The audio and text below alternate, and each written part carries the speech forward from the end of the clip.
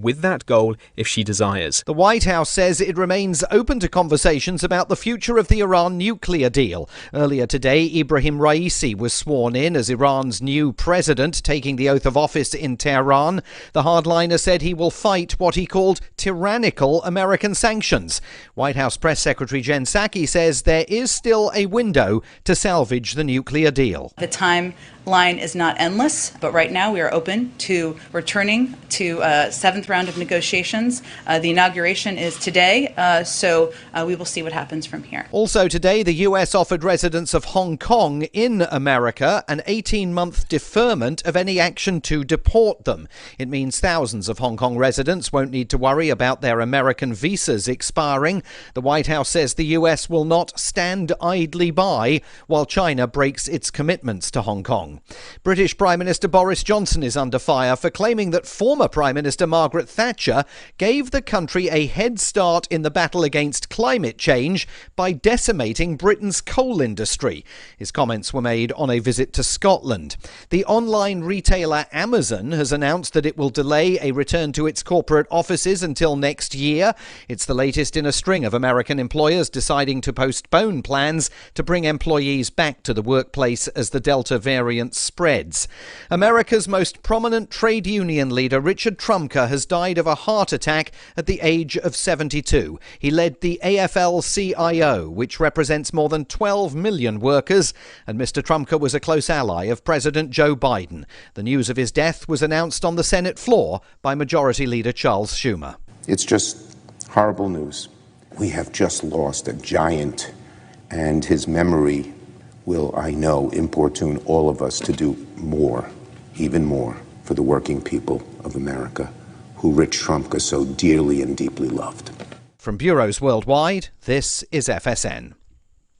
With FSN Spotlight, I'm Simon Marks. As the Taliban continues to try and seize control of several provincial capitals in Afghanistan, it is increasingly clear that the country faces a violent and turbulent future once US forces complete their withdrawal by the end of this month. President Ashraf Ghani this week accused the US of what he called an abrupt decision to pull out, and he said he had warned President Biden of the consequences of withdrawal. But the US remains determined to end its 20-year presence in the country, and this week Biden administration officials would not say whether they are committed to defeating the Taliban in order to defend the Afghan government. Oz Kateri is a freelance journalist with extensive experience in conflict zones. The geopolitical situation is a lot more complicated. We can't point to one malicious actor and say, well, hey, if we got rid of that actor, then things would stabilise. By and large, the President Ashraf Ghani saying US withdrawal has led to a lot of this. Yes, I mean, given that it was a largely advisory role rather than a ongoing military occupation, I think it's fair to say that the Taliban wanted this opportunity, were pressuring the US to leave, and now that the US has left, they're using this opportunity to take control of as much of the country as they feasibly can. The US says it's still committed to negotiations with the Taliban in Doha, although those talks have been underway for 3 years and so far have proved fruitless. The main news again, speaking for the first time since she sought refuge in Poland, sprinter Krystyna Tymonovskaya says one day she hopes she will be able to return to Belarus. On the day Iran's new president was sworn in, the White House said it's still open to talks on reviving the Iran nuclear deal. And veteran American trade union leader Richard Trumka, a close ally of President Biden, has died of a heart attack at the age of 72. And that is the latest feature story news. Simon Marks reporting. Now, a lot of little girls do ballet even though their fathers couldn't care less and don't see what the big deal is. But one talented little prodigy actually choreographed a whole ballet that her father could enjoy and even look forward to. Let's meet Erin Kemper and her father, Jack. Hi. Thanks for having us. Erin, how did you do that? I thought about all the things that my dad likes to watch and put it into a ballet. Well, we have a special treat for you today because Erin is now going to perform her new ballet. When I pay the bills, I get to make the rules. We can't afford that.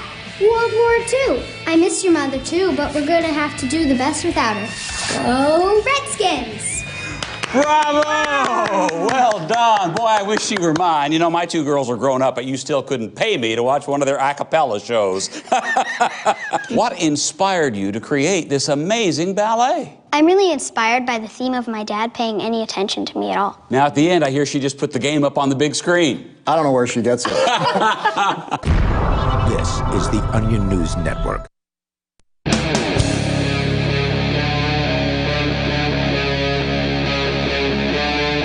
Free Talk Live.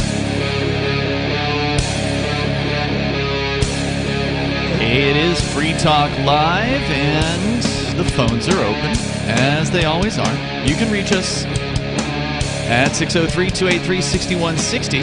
That's 603-283-6160. In the studio here tonight, you've got Ian, Matt, and Joa. Of course, you can bring up anything. That is the point of the program. Matt, you're happy today about somebody dying, which is unusual. Come on now. I don't know if I pushed that. Well, maybe. What's going on? Who died, and why does it matter? There's good people out there in the world, and then there's people who view goodness in other ways. Okay. And some of them like to band together and do extremely powerful things that hurt this little guy, even though they say that they're trying to help the little guy. At Richard Trumka, the president, now former president of the AFL-CIO, has succumbed to a heart attack at the age of 72. So, AFL-CIO being a major union. that is basically the union that unionizes all of the unions. Is that right? Okay. Unionly, I didn't even know what they were. It's a confederacy of the unions and a confederacy of the industries that hire the unions together. So this is like the worst of the worst. It is the king daddy of all commies in America.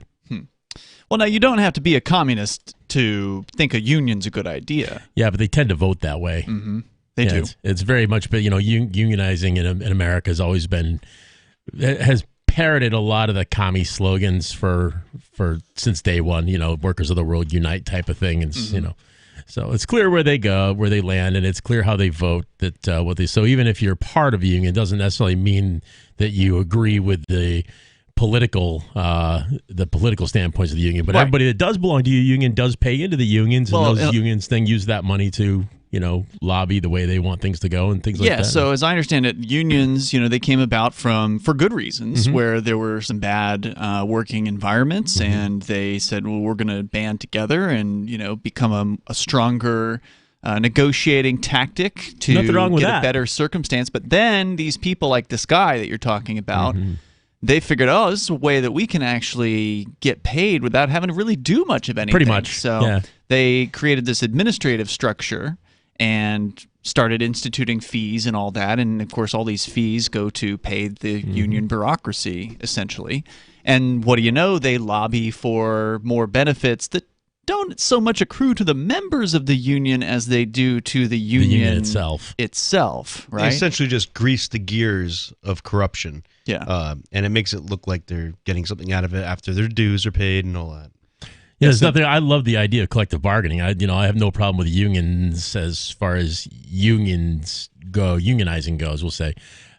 Collective bargaining is great. That's but the how government gives them extra powers in certain circumstances. All the time. Like to force, for instance, the government just doesn't give it to them. They're constantly asking for it. They're demanding it constantly of government. Well, one example would be, and I know there's a name for this. I don't know what offhand it is, but where if a company or a group of workers, they want to form a union, they then force everybody else to join the union. Yeah. And you don't get a choice. It's compulsory. And now, you could quit the job, but if you want to keep working at that place, you then have to join this union. union. You have to pay into it. Where I come from in New York, we're strangely, as much of a police state New York is, it's also a right to work state. Okay, now define what that is. So right to work means you don't have to join a union if you don't want to. So if a union is formed where you work, you can opt out. Correct. Yep. Like the post office has that option. And they usually shun upon the other workers if they're not part of the union. Yeah, the union people shun the non-unions. That's right. You're saying. Yeah. New Hampshire, interestingly, is not a right-to-work state. But not yet? I thought it. I don't think so. Last I knew, there was another bill coming up, and the AFL-CIO was freaking out about opposing it, beating the drum about, we need to oppose this right-to-work thing, If you're not going to pay us, then you shouldn't have the right to have a job at this, facility. Okay, so it looks like the Senate passed the right to work bill, but the House buried it. Oh, okay. So well, there it goes. Maybe they got their hooks in with someone. It didn't work out this time around. The first union in America, the International Typographical Union, they formed so that they couldn't make things up. So they basically banded together, and now they make up whatever they want. Who are they? Essentially the news union. Oh, okay. The printing reporters press and those who produce the news. Mm-hmm. So they're going to hold each other accountable to the truth? I would hope so. Where'd those guys go? Well, essentially they do, right? People fact check things that, when things are reported. Right? So they're essentially hold themselves accountable when someone produces something, almost like scientists producing a theory and people fact check it and make sure it's correct, right? Yeah, it's peer review. Same thing. Yeah. Do they still do that? Oh, yeah. No, they do. I mean, don't you? So don't you look up where your news comes from and where the facts are coming from? Yeah, but it's always some person I've never heard of before, and it's probably almost always totally spurious. True. The key House roll call among several votes was 199 to 175 against a motion that the bill ought to pass. So this is the right to work bill this year. You said 199 to 175? Yeah, 199 to 175. All the Democrats voted against the bill, and they were joined by 20 members of the Republican majority who did not support the position of Republican leadership. The House then indefinitely postponed the bill at that point. So it is, I don't know if it's going to sit on the table until another point next year or something like that, but as of right now, it sounds like it's a pretty contentious issue. Yeah, right to work's always been such a huge deal for them, and I don't understand why why they hang on to it in New Hampshire. It doesn't make any sense to me. I mean, in New York, we don't have it. Everything's fine. Nobody's, everybody's well paid. There are unions in New York. You can join them. There are companies in New York that say if a union person ever sets foot in this place and speaks highly of a union, I will lock the doors in this place and move to Jamaica. So, I mean, I've heard that before. According to the story here, it was the last bill heard on the day of the vote, and by that time, only 374 of the 396 House members were participating at that point. So some people had left, 16 excused absences. So maybe it would have gone differently if everybody had been in attendance. And maybe it will go differently if we can get some more Free Staters elected to the State House. Because right now it is, even though there are a few dozen, from what I understand, actual Free State Project participants who are state representatives, it's still a pretty close vote in there. I mean, it's it's not 50-50, but it's darn close. It's close. The Democrats, it's closer than it's ever been. Yeah, there's only a few Democrats lower than the number of Republicans in there, and the Free Staters tend to run as Republicans. So if in this case 20 Republicans break rank and they go over to join the Democrats, they can pass whatever they want. I find it interesting. You can appeal to Republicans and you can get them to do freedom-oriented things that they like, that right-leaning people would like, gun laws and things like that. Mm-hmm. But it's almost impossible to appeal to the Democrats and get them to do freedom-centric things that they would, even if it's something that they would like. And that makes no sense to me. Democrats in New Hampshire are so petrified of breaking ranks with the party leadership. It's a little disconcerting and strange, the Democrats in New Hampshire. They scare me a little bit. Well, I mean, the Republicans are like that too, from what I understand. They've got their whips or whatever they call them, trying to get people to go along with what the party wants them to do. And they have their political ways of trying to enforce that too. So I don't know if the Democrats are probably worse at it than the Republicans. They're more enforcing of these sorts of things. I know it's very hard to join the Democrat Party in New Hampshire. If you want to just enter the Democrat Party and start attending meetings and things like that, they are extremely particular about who runs for offices. And they're probably deathly afraid they're being secretly infiltrated by Free Staters. That could be. Well, look at the majority whip in the Republican Party. Isn't he a Free Stater?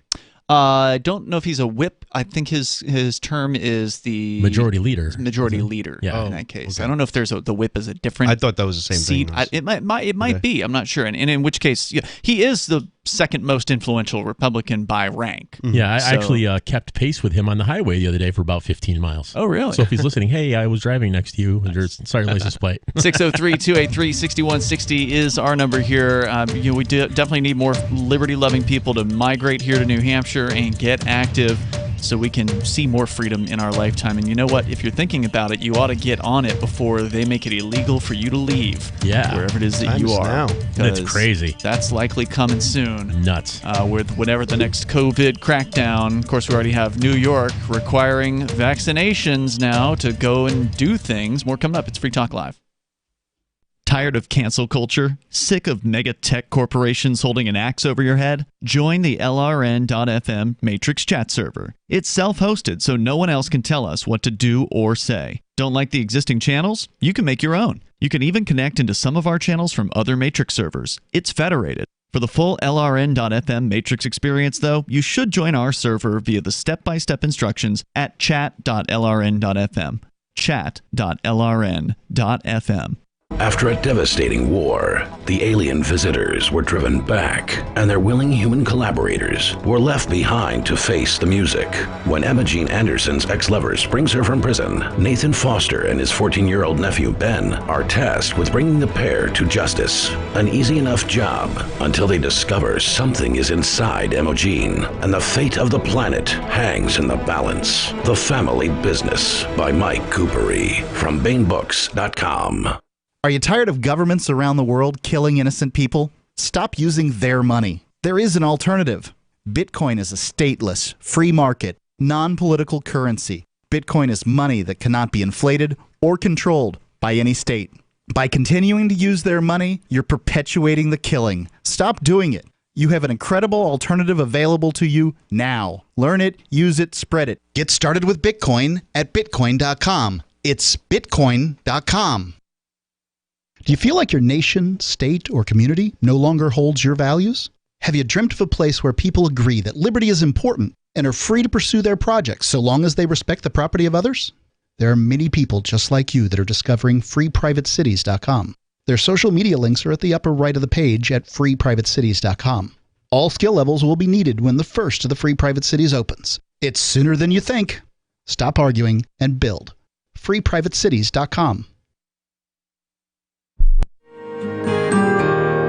So the protection of life, liberty, and property is what the Free State Project is all about. But it's an effort to move 20,000 people who understand. It's about demonstrating to the entire country that, yeah, we can have a free market, a truly free market. Making it just a freer, great place to live.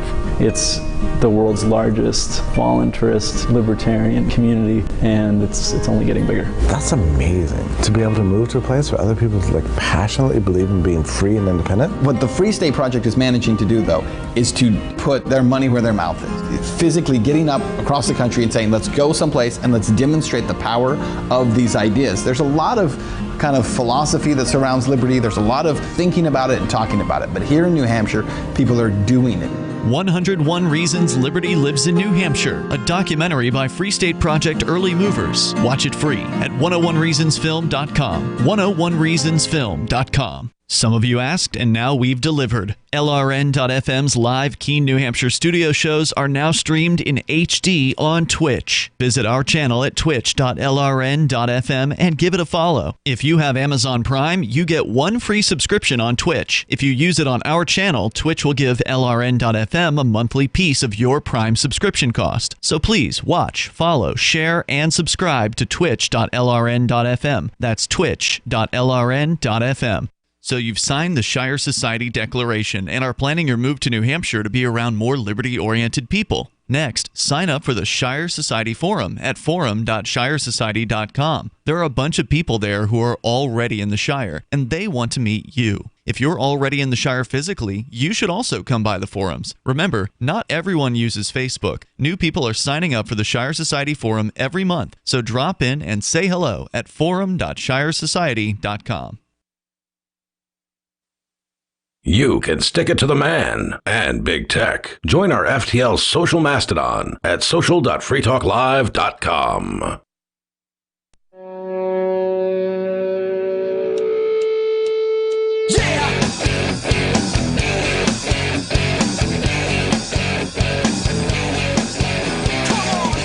Yep, it is Free Talk Live, and you can join us here. The number is 603-283-6160. That's 603-283-6160. You can take control of the airwaves. Coming up here tonight, Venezuela. They are going to be slashing some more zeros off of their currency, and we will tell you how many zeros coming up here in just a moment. Last time it was 5. Wait. What? How is that? We'll get into it here, but I do want to get an update on River Dave first, because I think we talked about River Dave last week on this very program. Can you recap for our listeners, maybe just tuning in, who is River Dave? Well, River Dave is a man that was living on a river on someone else's property for 26 years. And this is on the Merrimack River. With permission from the previous property owner, yes, who unfortunately didn't bother to write it in the deed when he sold the property to somebody else, and that somebody else took issue with River Dave when the government came by and said, hey, we noticed this other house on your property, and we're going to go ahead and increase your property taxes by X. Because you got more houses on it than we thought you did. Bigger footprint. And so, therefore, you owe us. And so, I mean, I can understand why the person would be upset, but it's ultimately the government that even brought this to their attention. Otherwise, River Dave would have been completely, the owner would have been unawares of this guy's presence. From what I could tell, he's a nice guy. Everyone they like goes by is nice. But, I wish that the new property owners at least talked with them. Yeah, nobody said River Dave is burning the property without permission or, polluting it or anything like that. Right. He's just there. Yep. Well, now his house is gone. They burned it down, or someone did. But they are investigating now on who did that. I'm sure they're going to investigate real hard. Yeah. Ridiculous. They're going to say that, well, this place is ramshackle and he had an electrical fire. After 27 years of not having an electrical fire. Well, we should point out that River Dave was put in a jail cell back in mid-July because he wouldn't follow a judge's demand that he stay out of his own home. Right. And so because he wouldn't stay away from his own, what he considers to be his home, that he built with his own two hands, they then put him in on contempt of court, which, of course, contempt jailings can go on for months with no accountability for the judge whatsoever. And the judge told him, look, if you agree to do what I say, I'll let you out. Well, the keys are in his hands. That's what he said. Yeah, right. Like the guy doesn't have a chance. What a dirtball thing to say. Yeah. Judges do this crap all the time where they say, oh, you're doing this to yourself, even though... Stop punching yourself. Yeah. Stop punching yourself. They're the ones who are doing this to this man. They're awful. And so the terms of his jailing were that he was going to stay behind bars until his house was destroyed, basically. Until he either agreed to obey the judge's order or until the house was destroyed. And I guess the property owners did plan on destroying his home. They did, yeah. But I'm not saying it was them, but his house did burn down. Yeah, why wouldn't it have been them? I mean, the attorney of one of the property owners, one of their attorneys, spoke publicly and said that the sons of the property owner were planning to go out there and dismantle the place. Maybe they just figured it'd be easier to set it on fire. Isn't it? I think there's rules about that, though. To set something on fire is arson, even if it's yours. I don't think so. I'm pretty sure that's how that works. Well, the Canterbury Fire Chief, Michael Gamache, called in arson investigators. So to go check it out and see if anything happened, if it was actually an arson-related thing. If you're going to take something down, you're supposed to take it down with like wrecking bars and pickup trucks, not burn it into the ground. Well, I guess the concern would be it could have caught a forest fire or whatever, right? Especially considering where the place is. It's in the middle of the right woods. in the middle of some thick, dense woods. Also seeing that, I'm not saying it was, River Dave's fault, but, he lived there. He never even left the property. So maybe there was things that were there that needed to be tended to, and you pulled him away from that, Mm-hmm. So. And now he's out with nowhere to go. He has no home to go to. Yeah. They just create another homeless person. Right. Here you go. You're 81 years old. If I had the money, I would build that guy a little shack on my property somewhere and just say, there you go, dude, just live there. I'll scrape you off the ground when you're done. You could just give him a piece of land. He'd probably build his own shack right up he's again. 81 years old. The problem is he's really old, 81, True. 83, whatever he is. He's old. And he's been there for 25 plus years. It's an incredible story. Sad stuff. I mean, it does, as we discussed in detail last week, it does bring up the question of property rights and homesteading and all that. Some people would say, well, he shouldn't have done that. Others would say, well, it was the property owner who had told him he could be there that screwed up by not putting him into the deed. Maybe he should have asked for that to be the case. I mean, so there could be some miscommunications here, but ultimately it's really the government that deserves the blame for sparking this controversy in the first place by coming and threatening the current property owner and saying, you have to pay us more. I guess one of his friends is urging people not to go to his GoFundMes that supposedly are up. Why? He thinks they're fraudulent. Oh, yeah. People do that. Yeah. If there's somebody who's in trouble, they, the scam artists will create a GoFundMe and spread the link around. And even though, whoever's running it doesn't even have a connection to Dave. But there is an online petition if you guys want to support him. And what does that do? It just begs the government what, though? To take care of him, I guess. I mean, I hope this guy gets some retribution to the damages that they've done to him, and hopefully he can find a home that he can retire in, the one that he had planned, something similar. Well, I mean, the last thing I want is for the government to take care of him, because then that's just taxpayers who are doing it. I mean, ultimately, this guy was taking care of himself. Yeah, he didn't need taxpayers, and I'm sure he probably wouldn't want taxpayers to be doing that. I'm sure a lot of people were concerned about an 81-year-old man living out in the middle of nowhere, but he didn't seem concerned. He seemed great with it. He had honeybees and gardens and... If he just goes over and crawls off and dies like any other kind of beast in the wild, then that's the end of River Dave. Yeah. Mm-hmm. And that's the life he chose for himself. It seems like the life he wanted for himself, but now that's been taken from him. He did have a cell phone, but how are you going to call in a 911, I'm having a heart attack. Where are you? Well, we're down by the river. You go up a path after you canoe out to... people like River Dave also, I mean... They're around, and usually people know where they live and stuff. No, yeah, he had friends. He's 81 years old. He's been there for 27 years or Somebody's whatever. going to check on him. Somebody's going to know where he is. But it won't be as often. I mean, look, he probably doesn't have visitors as often as, an old lady with neighbors living right next door. as many as the kayaks come down the river. That's the people he runs into. Yeah. And if he dies in the wintertime, there ain't nobody coming down the river. Oh, no. At that time. Right. So... Unless it's on a snowmobile. Probably has very few visitors during that time of year. I mean, that's hibernation time for somebody like that. 603-283-6160 is the number here, whether you want to talk about the latest on River Dave, who I'm curious to know what he does next. I imagine, he's going to keep it quiet if he moves himself onto somebody else's property or whatever.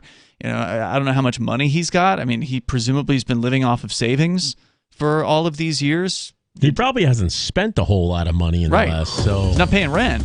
Yeah. I hope he finds his 2 cats. He had 2 cats and chickens. Honeybees. They must have killed all of his bees. That's awful. 603-283-6160. What's going on in Venezuela with the latest refactoring? I don't know what the right term is here. The slashing and burning, the relaunching of the Bolivar, the scamming continues. And it's going to get worse. We'll tell you about it and why it matters. It's Free Talk Live. Carl Watner, longtime proponent of a voluntary society, died last December. You may have seen his articles published on his website, voluntarist.com, in his newsletter, The Voluntarist, the Mises Institute, or elsewhere over the last 40 years. His newest book, I Must Speak Out, Volume 2, The Best of the Voluntarist, is now available via Liberty Under Attack Publications. This 430-page second volume spans the years of 2000 through 2020 and includes articles by Carl Watner, Hans Hermann Hoppe, Karl Hess, Benjamin Tucker, George H. Smith, Lysander Spooner, Pete Eyre, Joyce Brand, and many others. I Must Speak Out is for the newly initiated, the veteran voluntarist, or anywhere in between. Buy the book now at libertyunderattack.com/voluntarist. For more great content on building a voluntary society and for Carl's extensive archives, check out voluntarist.com. From Feature Story News in Washington, I'm Rebecca Foster. U.S. President Joe Biden has signed an order allowing Hong Kong residents to remain in America as he accused China of repression. Mr. Biden says the 18-month extension to stay will give Hong Kongers a temporary safe haven from Beijing. Nick Harper reports from Washington. President Biden's order blocks the removal of Hong Kong residents whose U.S. visas have expired. Under normal circumstances, anyone who remains in the U.S. beyond the term of their visa can be forcibly removed and sent back to their home country. But President Biden says China's actions against Hong Kong make it difficult for residents to safely return, noting that there are compelling foreign policy reasons for allowing them to stay in the U.S. Mr. Biden said China had undermined the enjoyment of rights and freedoms in Hong Kong. It comes after Beijing's national security law came into effect last summer, leading to the arrests of more than 10,000 people involved in anti-government protests. I'm Nick Harper in Washington. The White House says it remains open to conversations about the future of the Iran nuclear deal. This comes as Ibrahim Raisi was sworn in as Iran's new president, taking the oath of office in Tehran.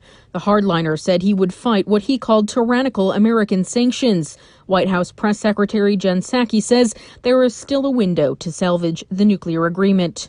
Timeline is not endless, and I know the Secretary of State has conveyed that clearly. But right now we are open to returning to a seventh round of negotiations.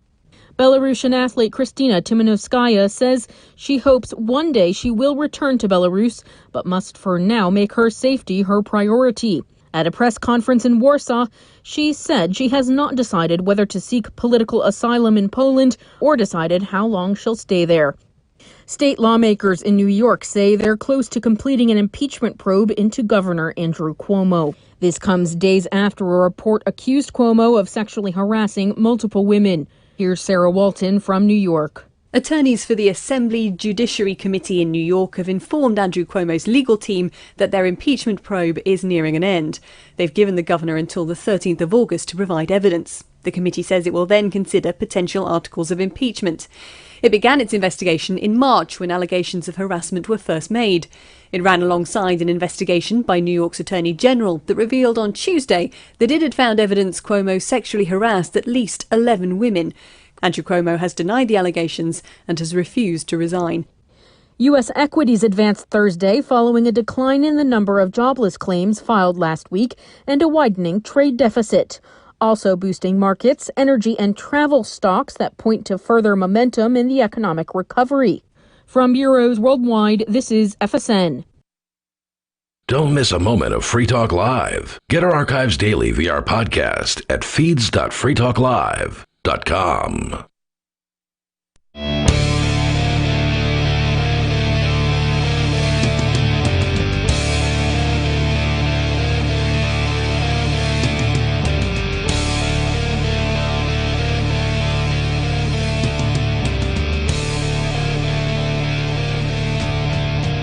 This is Free Talk Live.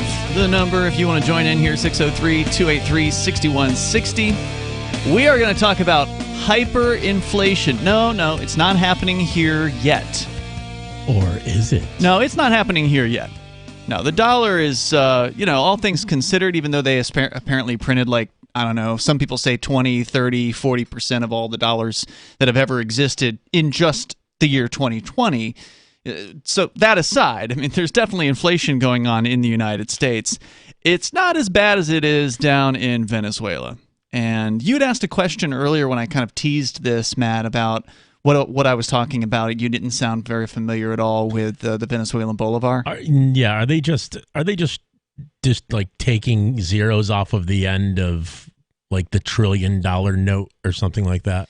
Yeah, so, they don't have $1 trillion note, but they are going to be slashing zeros off of their currency, and it is expected to happen later this year. October 1st is when this is going to occur. They are going to knock, not 5, 6 zeros. So last time they knocked 5 zeros off, which was in 2018, so just barely 3 years ago at this point, they knocked 5 zeros off of their currency. They, redenominated, I guess is the technical term for it. And now they're going to knock 6 zeros off. So 1 million bolivars will become 1 bolivar. Okay, so what's 1 bolivar going to be worth in dollar terms? Probably not that much. 0.0000008. Because right now, if you go to dollartoday.com, is the most useful site when it comes to figuring out what the Venezuelan bolivar is worth, because they ask people in the black market in Venezuela, all right, what is $1 trading for today? And they update it every single day. So you have some clue of what this thing is actually worth, because in Venezuela, they have an official exchange rate. So Venezuelan government says one Venezuelan bolivar, which they call the Bolivar Soberano, which stands for Sovereign Bolivar. That's what the latest iteration is called. Before that, it was the Bolivar Fuerte, and before that, it was the Bolivar. So I don't know what they're going to call the 4th edition of the Bolivar. I don't think they've announced that yet. But so they're currently on the Bolivar Soberano. And when it came out in 2018, because we've been watching this for years on Free Talk Live, so we knew when they were doing the knocking the 5 zeros off. We weren't paying attention when they knocked the 3 zeros off, which was several years ago. I don't remember what year that was, but it was a ways back. But we were paying attention last year when they did this, and at the time, I don't remember what the old Bolivar Fuerte exchange rate was at the time, but I think actually Wikipedia's got it here. So I mean, I'm sure they've announced this, right? They're going to do it. This must be causing all kinds of turmoil right now. I suspect that it is. Okay, so thankfully, the folks over at Wikipedia were paying attention to the Dollar Today numbers. When the refactoring happened, or the redenomination happened in August of 2018, you could trade one US dollar in the black market and get somewhere around, let's say, 4 to 5, 6 million bolivar. And then they knocked 5 zeros off of the end of their currency. And it went down to then $1 would get you about 70 or 80 Bolivar Soberano. Now today, according to dollartoday.com, in just 3 years from when they did this, $1 US will get you over 4 million bolivar. Wow. So it went from roughly 70 to 1 to 4 million to 1. Wow, it's not even listed on the Google currency converter. You can't look up. Bitcoin and Bitcoin Cash are both on there, but that's funny. They don't even bother. Venezuelan bolivar is not on there. Wow. So here's the news from GMAnetwork.com, and this is on AP as well. There's not a lot of details yet, but they are announcing they're going to slash 6 zeros off of the inflated, battered currency, the bolivar, to make it easier to use, the central bank said Thursday. See, one of the problems is when the inflation happens like it happens over in Venezuela, when hyperinflation is occurring, and a product that would cost you the equivalent of, $10 US dollar is 40 million bolivar. Mm-hmm. They start to run out of zeros on the machines, right? Like your credit card transaction, the little swiper machine where whoever it is you're checking out from rings up your transaction. The credit card companies didn't design that with the idea that the average transaction was going to be 40 million, with billions and trillions, a ton of zeros at the end of it. They figured the average transaction was going to be $40 or 40 bolivar or whatever. I'm trying to fathom this a little bit. So if you have bills that are millions, are you going to cross out? Oh, they don't have it. I don't think so. But I think that 500,000 is the highest. I see. I guess they're going to have to cross out these zeros and add decimal points. No, you will have to exchange. So they're printing out a whole new currency. Correct. Those people have an incredible opportunity in front of them right now, and they can keep ramming their head into the wall over and over again with these idiot politicians and this government money, or they can just switch to universally acceptable form of value transfer in the form of like Bitcoin Cash or Monero. Well, and Caracas, which is the capital city in Venezuela, is one of the biggest as far as crypto accepting businesses on the planet. It sounds like some people are. That's good. That's good. They're realizing, we can do that here. This government money is not valuable, and it's not important. You don't have to use that. Use something else. But because it's like the government money, and they probably collect taxes in some sort of way, and that's the only currency that the government accepts, or guess what? You're going to have your house broken down and people with armed breaking down your doors. I think that if enough people are doing it, I think they would make up stories about how bad they're being to people, even if they couldn't possibly be that bad to as many people as they'd like. After a while, you hit terminal mass. There's nothing they can do about it. Genie's out of the bottle, not going back in, and it already is. With cryptocurrency, the genie's out of the bottle. It's not going back in. It is over for the powers that be in the way they've always known. And now they're lying to say they have more power than they actually do. And like with our situation, they're crashing. Desperate. They're desperate. Well, I think it was clear to me when they were interrogating me, these people they didn't really understand what was going on. They were being given orders, but I could hear through their voices the desperation of their bosses. There are people up near the top that understand the gravity of this for them, but they don't. The average Fed doesn't really get it. They need some volunteer planes to go in to drop some 3D printed liberators. That's what I say. Oh, that would be You mean hilarious. in Venezuela? Yeah. Yep.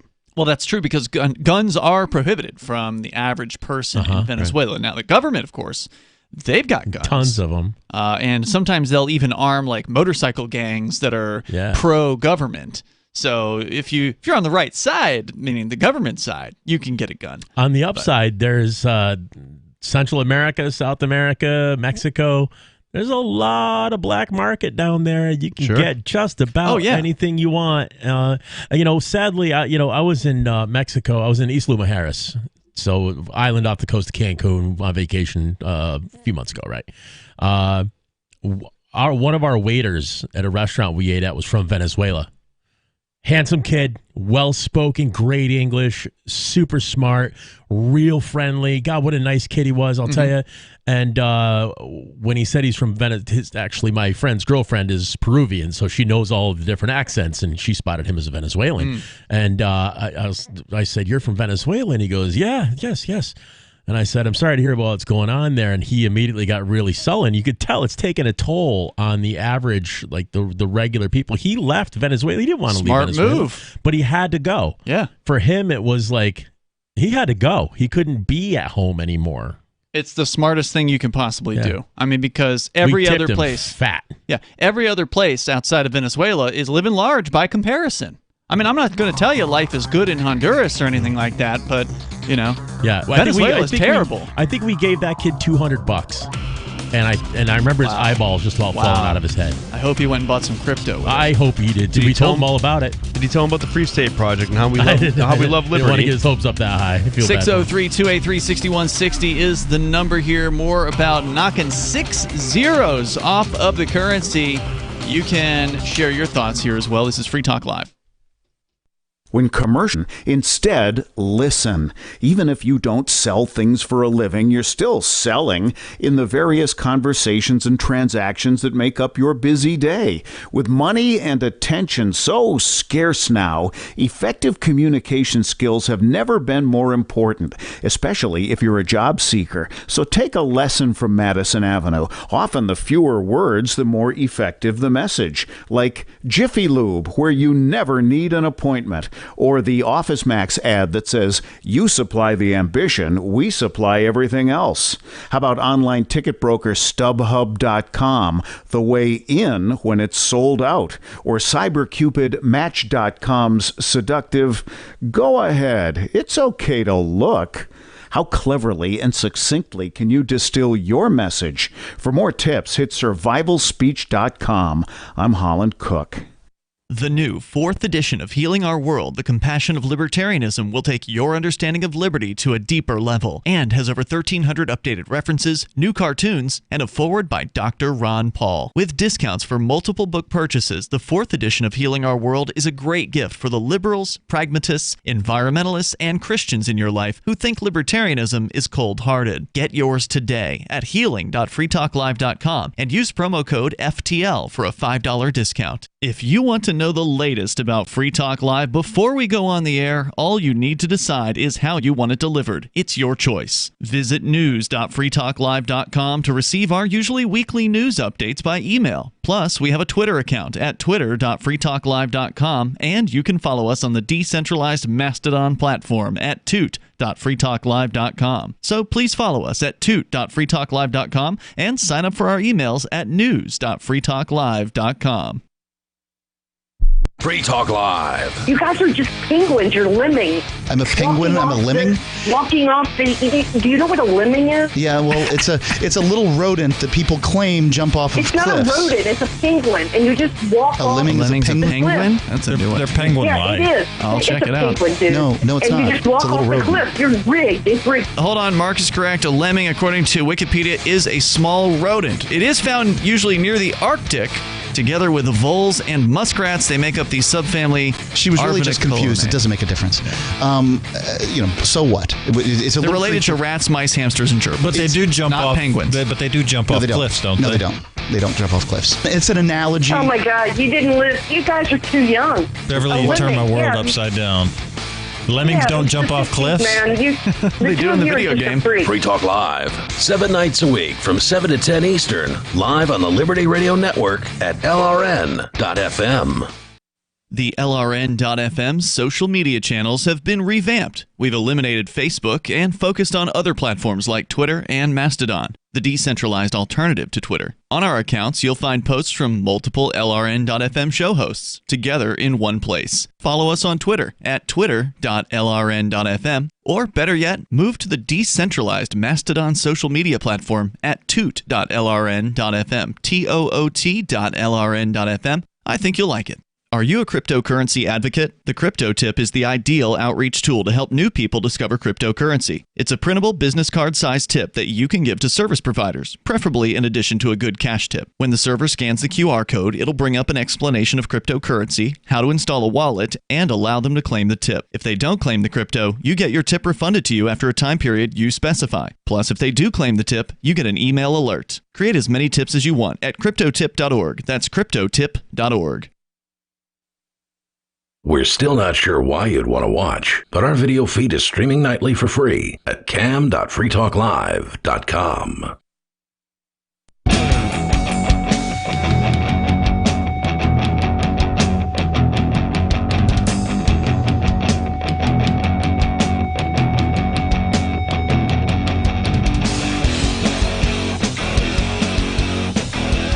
Free Talk Live. The number, if you want to join us here, it's 603-283-6160. That's 603-283-6160. And in the studio with you tonight, you've got Ian, Matt, and Joa. Don't forget, check out Bitcoin.com to get on the train here. Get started on learning about cryptocurrency. It's not going away. It's just going to likely get more and more popular over time. It's going to become more relevant to people's lives. So know your stuff a little bit about it at least. Get a wallet. Try it out. Get a little bit. Get the basics. Go over to Bitcoin.com.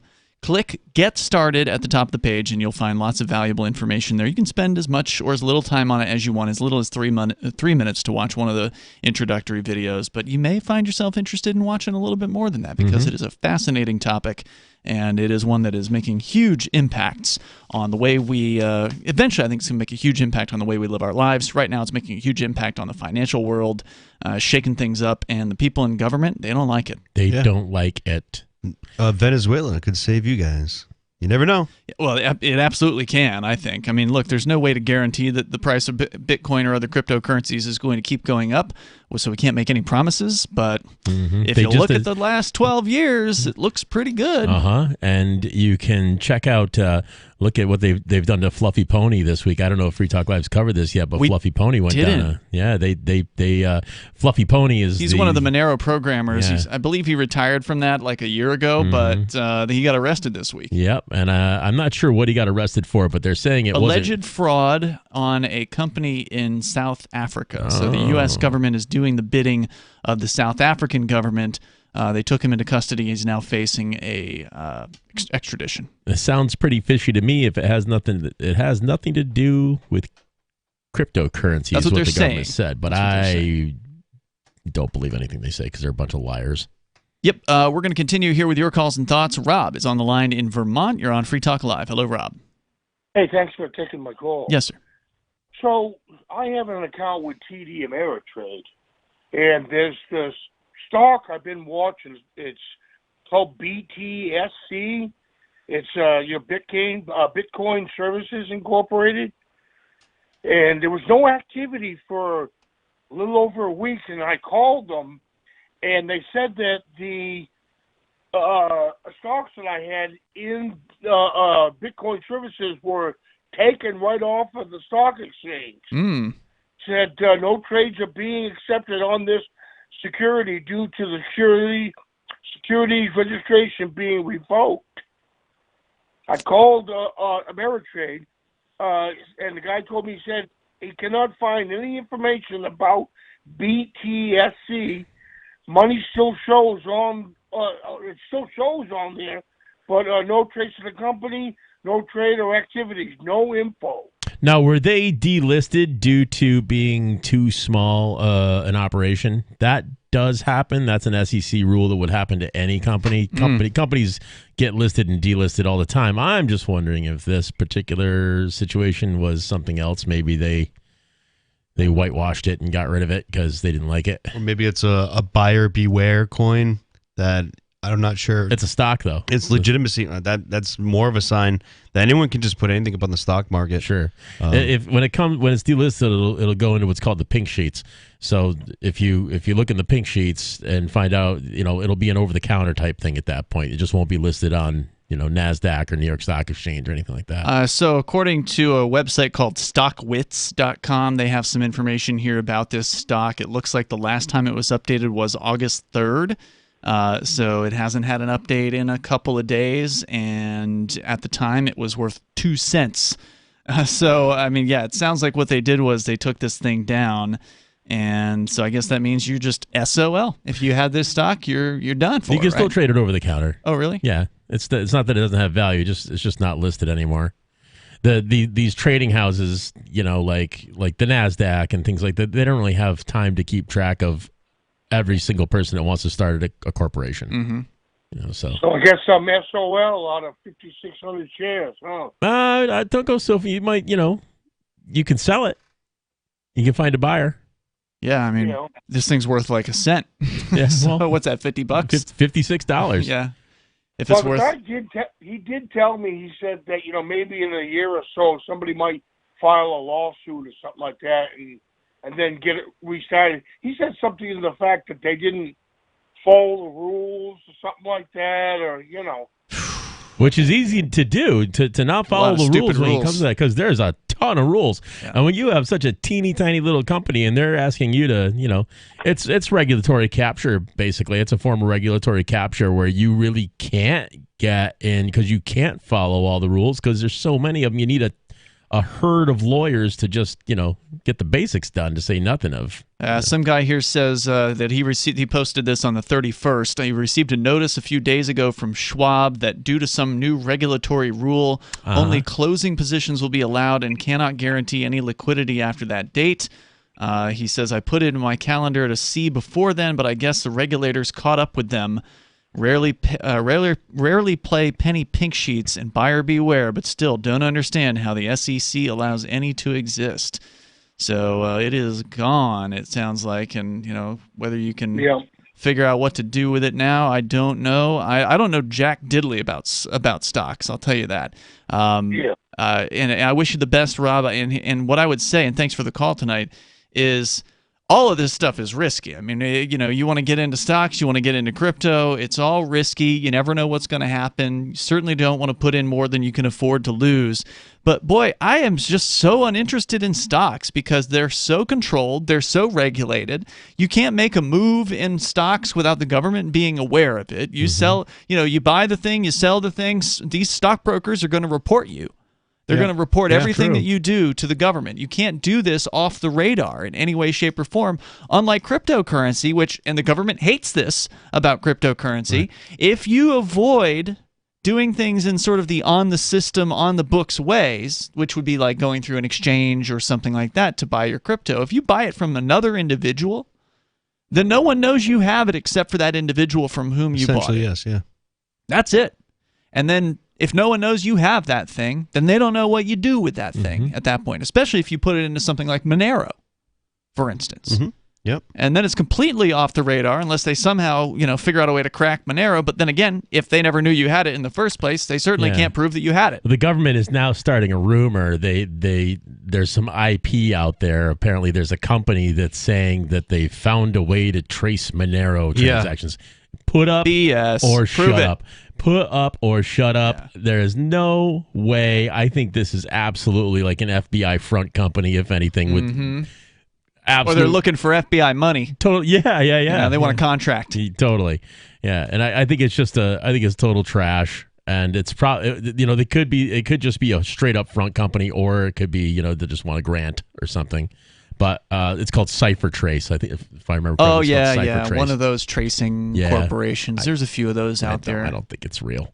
So, they do have companies like that can trace Bitcoin transaction fairly effectively, right? Sure. Because all those are public. Those transactions are on a public blockchain. Anybody who has got the wherewithal and the technical know-how can follow that stuff. It's not easy. It takes some technical know-how, like you said, but you flip over and you look at try to look at Monero, you can't do it. You try to look at Pirate Chain, for instance, you can't do it.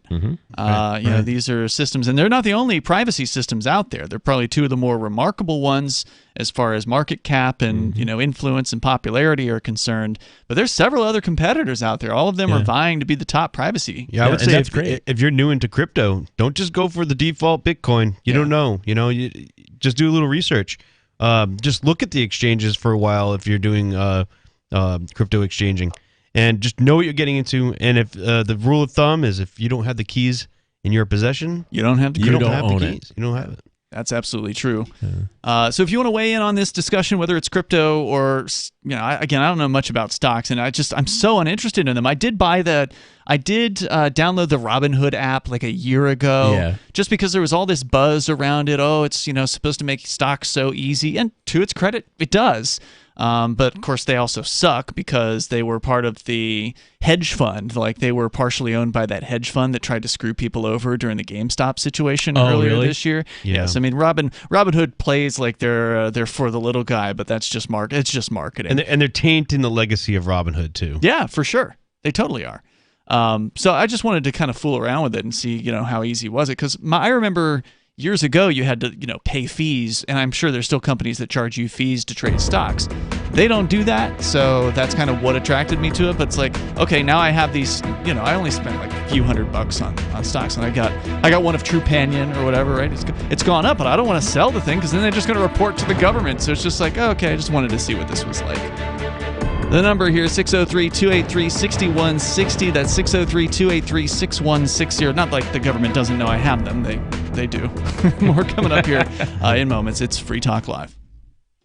Breaking weather news. Belize is sunny and around 82 degrees every day this week. What's the forecast for your life? If current politics and economic prospects are cramping your freedom, escape to the tropics. ECI Development has affordable second homes for you to own or rent in Belize and other tropical countries. Places with stable governments and growing economies. Secure your freedom now. To find out more, send an email to ftl@ecidevelopment.com. There are lots of ways to listen to Free Talk Live. Our podcast has been around since podcasts began, and now the FTL feed is loaded with content besides our full show archives. Did you know that we make it easy for you to customize your podcast subscriptions? We have different feeds, one that includes only our full shows, one with just the Daily Digest, and our main feed that includes everything. You decide what you listen to. It's quick and easy to customize your feeds at feeds.freetalklive.com. That's feeds.freetalklive.com.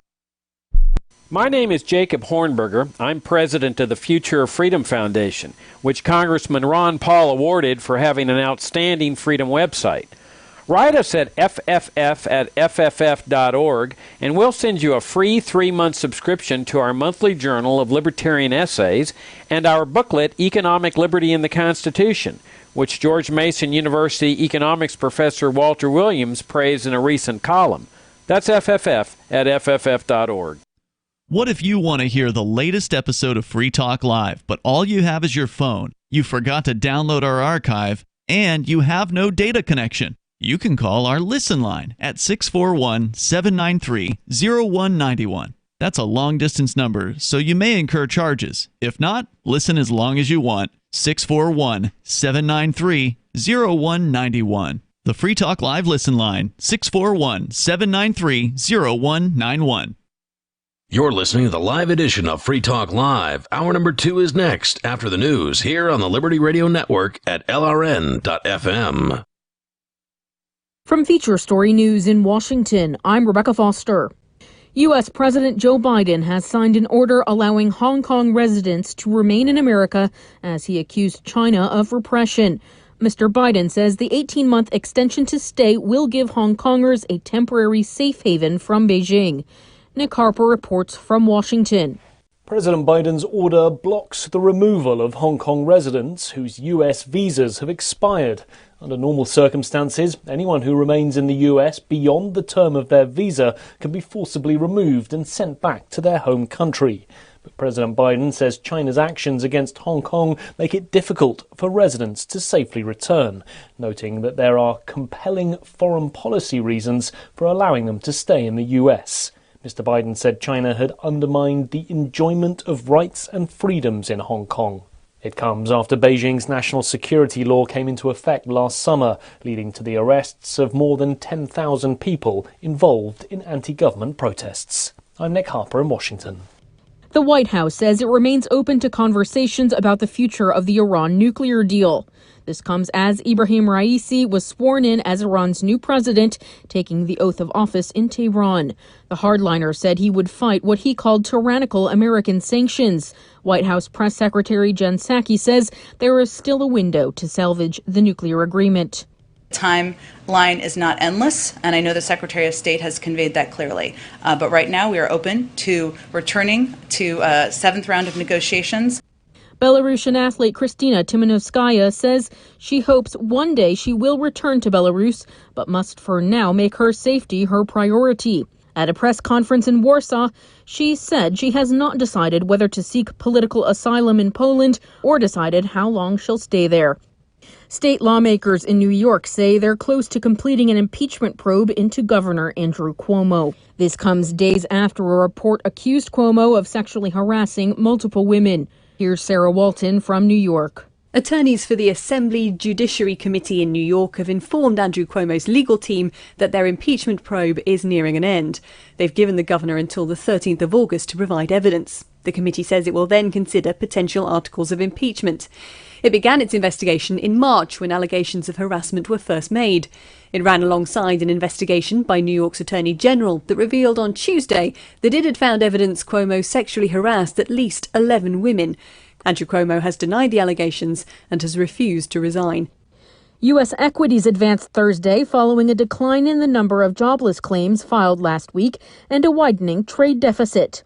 Also boosting markets, energy and travel stocks that point to further momentum in the economic recovery.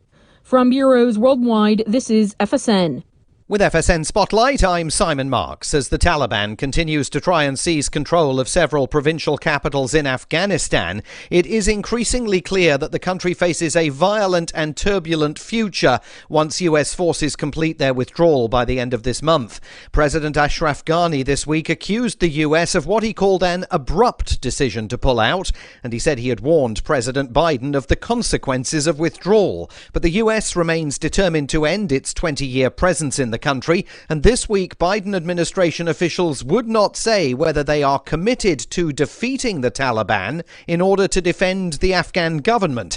Oz Kateri is a freelance journalist with extensive experience in conflict zones. The geopolitical situation is a lot more complicated. We can't point to one malicious actor and say, well, hey, if we got rid of that actor, then things would stabilize. By and large, the President Ashraf Ghani saying US withdrawal has led to a lot of this. Yes, I mean, given that it was a largely advisory role rather than a ongoing military occupation, I think it's fair to say that the Taliban wanted this opportunity, were pressuring the US to leave, and now that the US has left, they're using this opportunity to take control of as much of the country as they feasibly can. The US says it's still committed to negotiations with the Taliban in Doha, although those talks have been underway for 3 years and so far have proved fruitless. With FSN Spotlight, I'm Simon Marks. And the top news again. U.S. President Joe Biden has signed an order allowing Hong Kong residents to remain in America, accusing China of repression. As Iran's new president was sworn in, the White House says it remains open to conversations about the nuclear deal. And speaking from Warsaw, Belarusian athlete Kristina Timanovskaya says she hopes to one day return to Belarus, but must make safety her priority. And that's the latest from Feature Story News. Rebecca Foster reporting. Calling it the most effective means to reaching one's full earning potential. A new report issued by the Employee Benefit Research Institute this week found that violently slamming one's supervisor against a wall and shouting, "Cash, I need more cash," is still the leading tactic for securing a raise amongst American workers. We found that employees have the most success negotiating their salaries when they stride confidently into their supervisor's office, manhandle them like a rag doll, and demand more money right now. Experts confirmed that the majority of employees who managed to increase their salaries maintained direct eye contact with their supervisors while reiterating that they were not f***ing around, emphasizing their position with phrases such as, "Give me the money now," and "I said more cash, old man." The Onion sat down with Kevin Simmons, who recently applied these methods in negotiating a competitive bump in his annual salary. So the other day I walked right into his office, grabbed his throat with my hand, and told him straight up, "Start paying me more f***ing money today." And I grabbed $100 out of his wallet and told him that was a good start. This is the Onion News Network.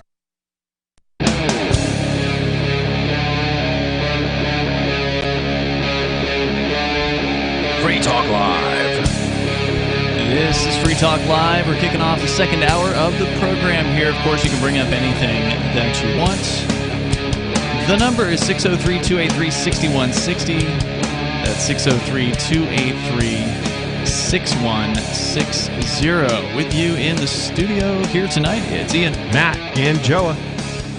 The Venezuelan government is going to knock 6 zeros off their current currency, the Bolivar Soberano, a.k.a. the Sovereign Bolivar.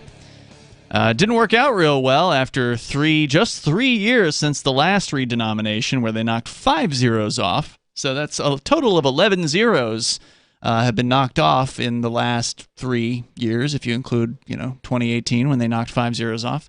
That's a lot of zeros to be knocked off of a currency, and that's because of, hyperinflation. It's because the Venezuelan government is not slowing down when it comes to inflating its currency supply, printing more of their bolivar out as fast as they possibly can to basically rob what little value remains from the Venezuelan people. And there's not a whole lot left, I suspect, at this point, because can't imagine there's anything.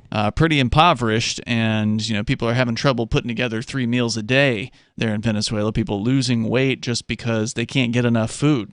They can't nourish themselves. I mean, it's a pretty crazy situation down there. In fact, another story recently that is they're waiting in day-long lines just to fill up their gasoline tanks as of just 2 weeks ago. So we can talk about all that.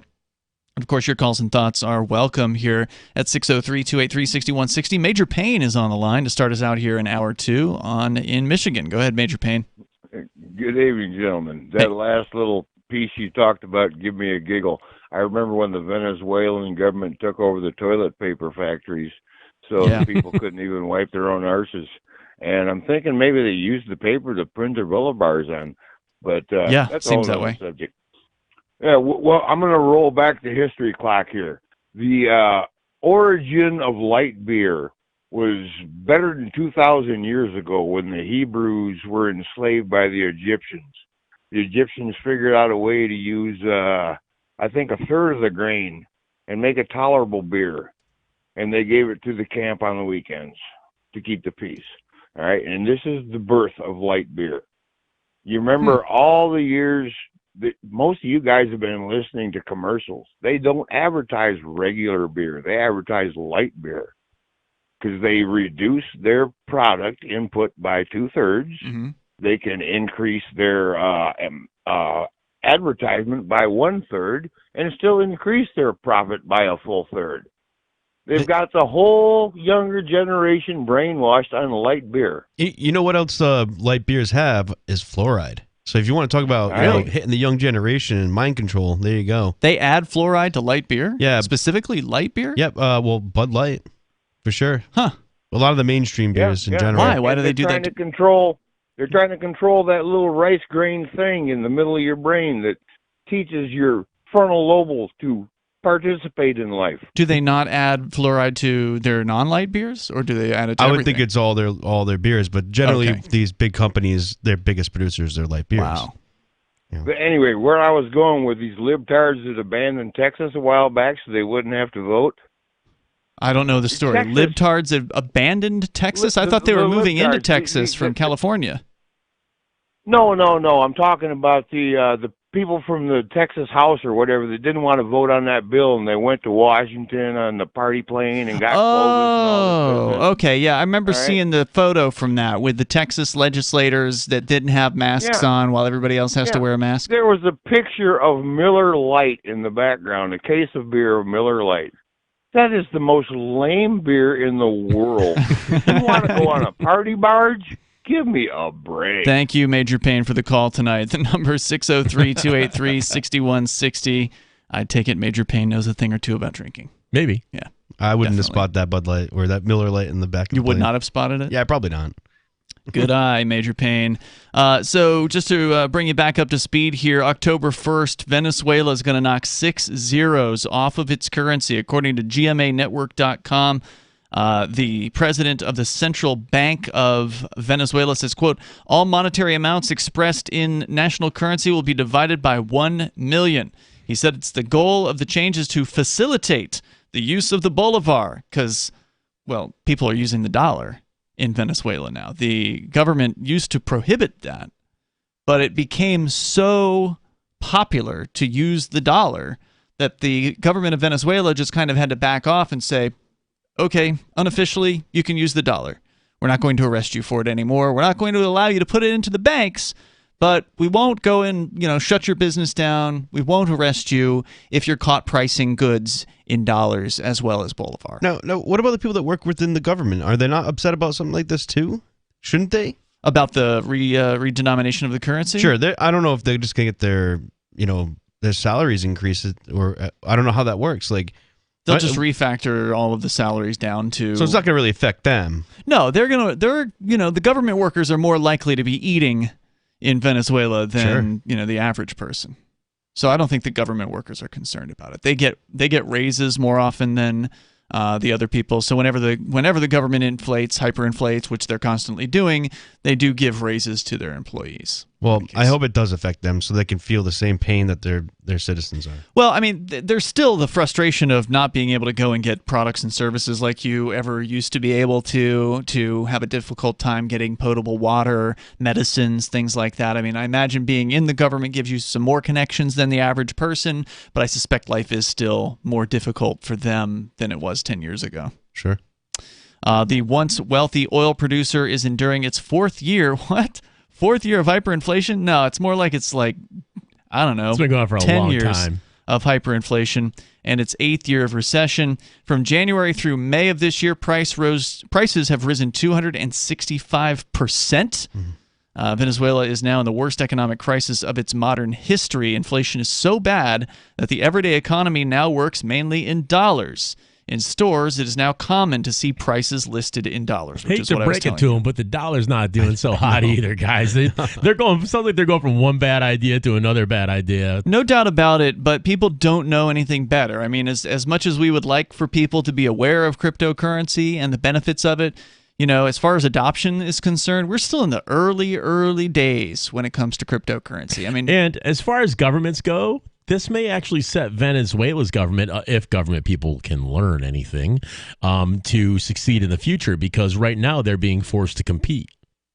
You mean with the dollar? With the dollar. Yeah, but this is their way of competing, is just hyperinflating the hell out of the currency and then slashing 6 zeros. But maybe they'll off the figure back something end. out after this. Like that's not going to work. It's never worked before. It's not going to work this time. It won't work in the future. Maybe we need to allow competition in order to have a stabilized, happy society. Well, they did allow for it because they couldn't do anything else. And that's the thing. Like, if the government's, whatever government we're talking about, whatever government gang, wherever you happen to live, if they say, you all must do this, which could be wearing a mask, it could be using our currency, it could be, fill in the blank. If enough people don't, well, then they can't do anything about it.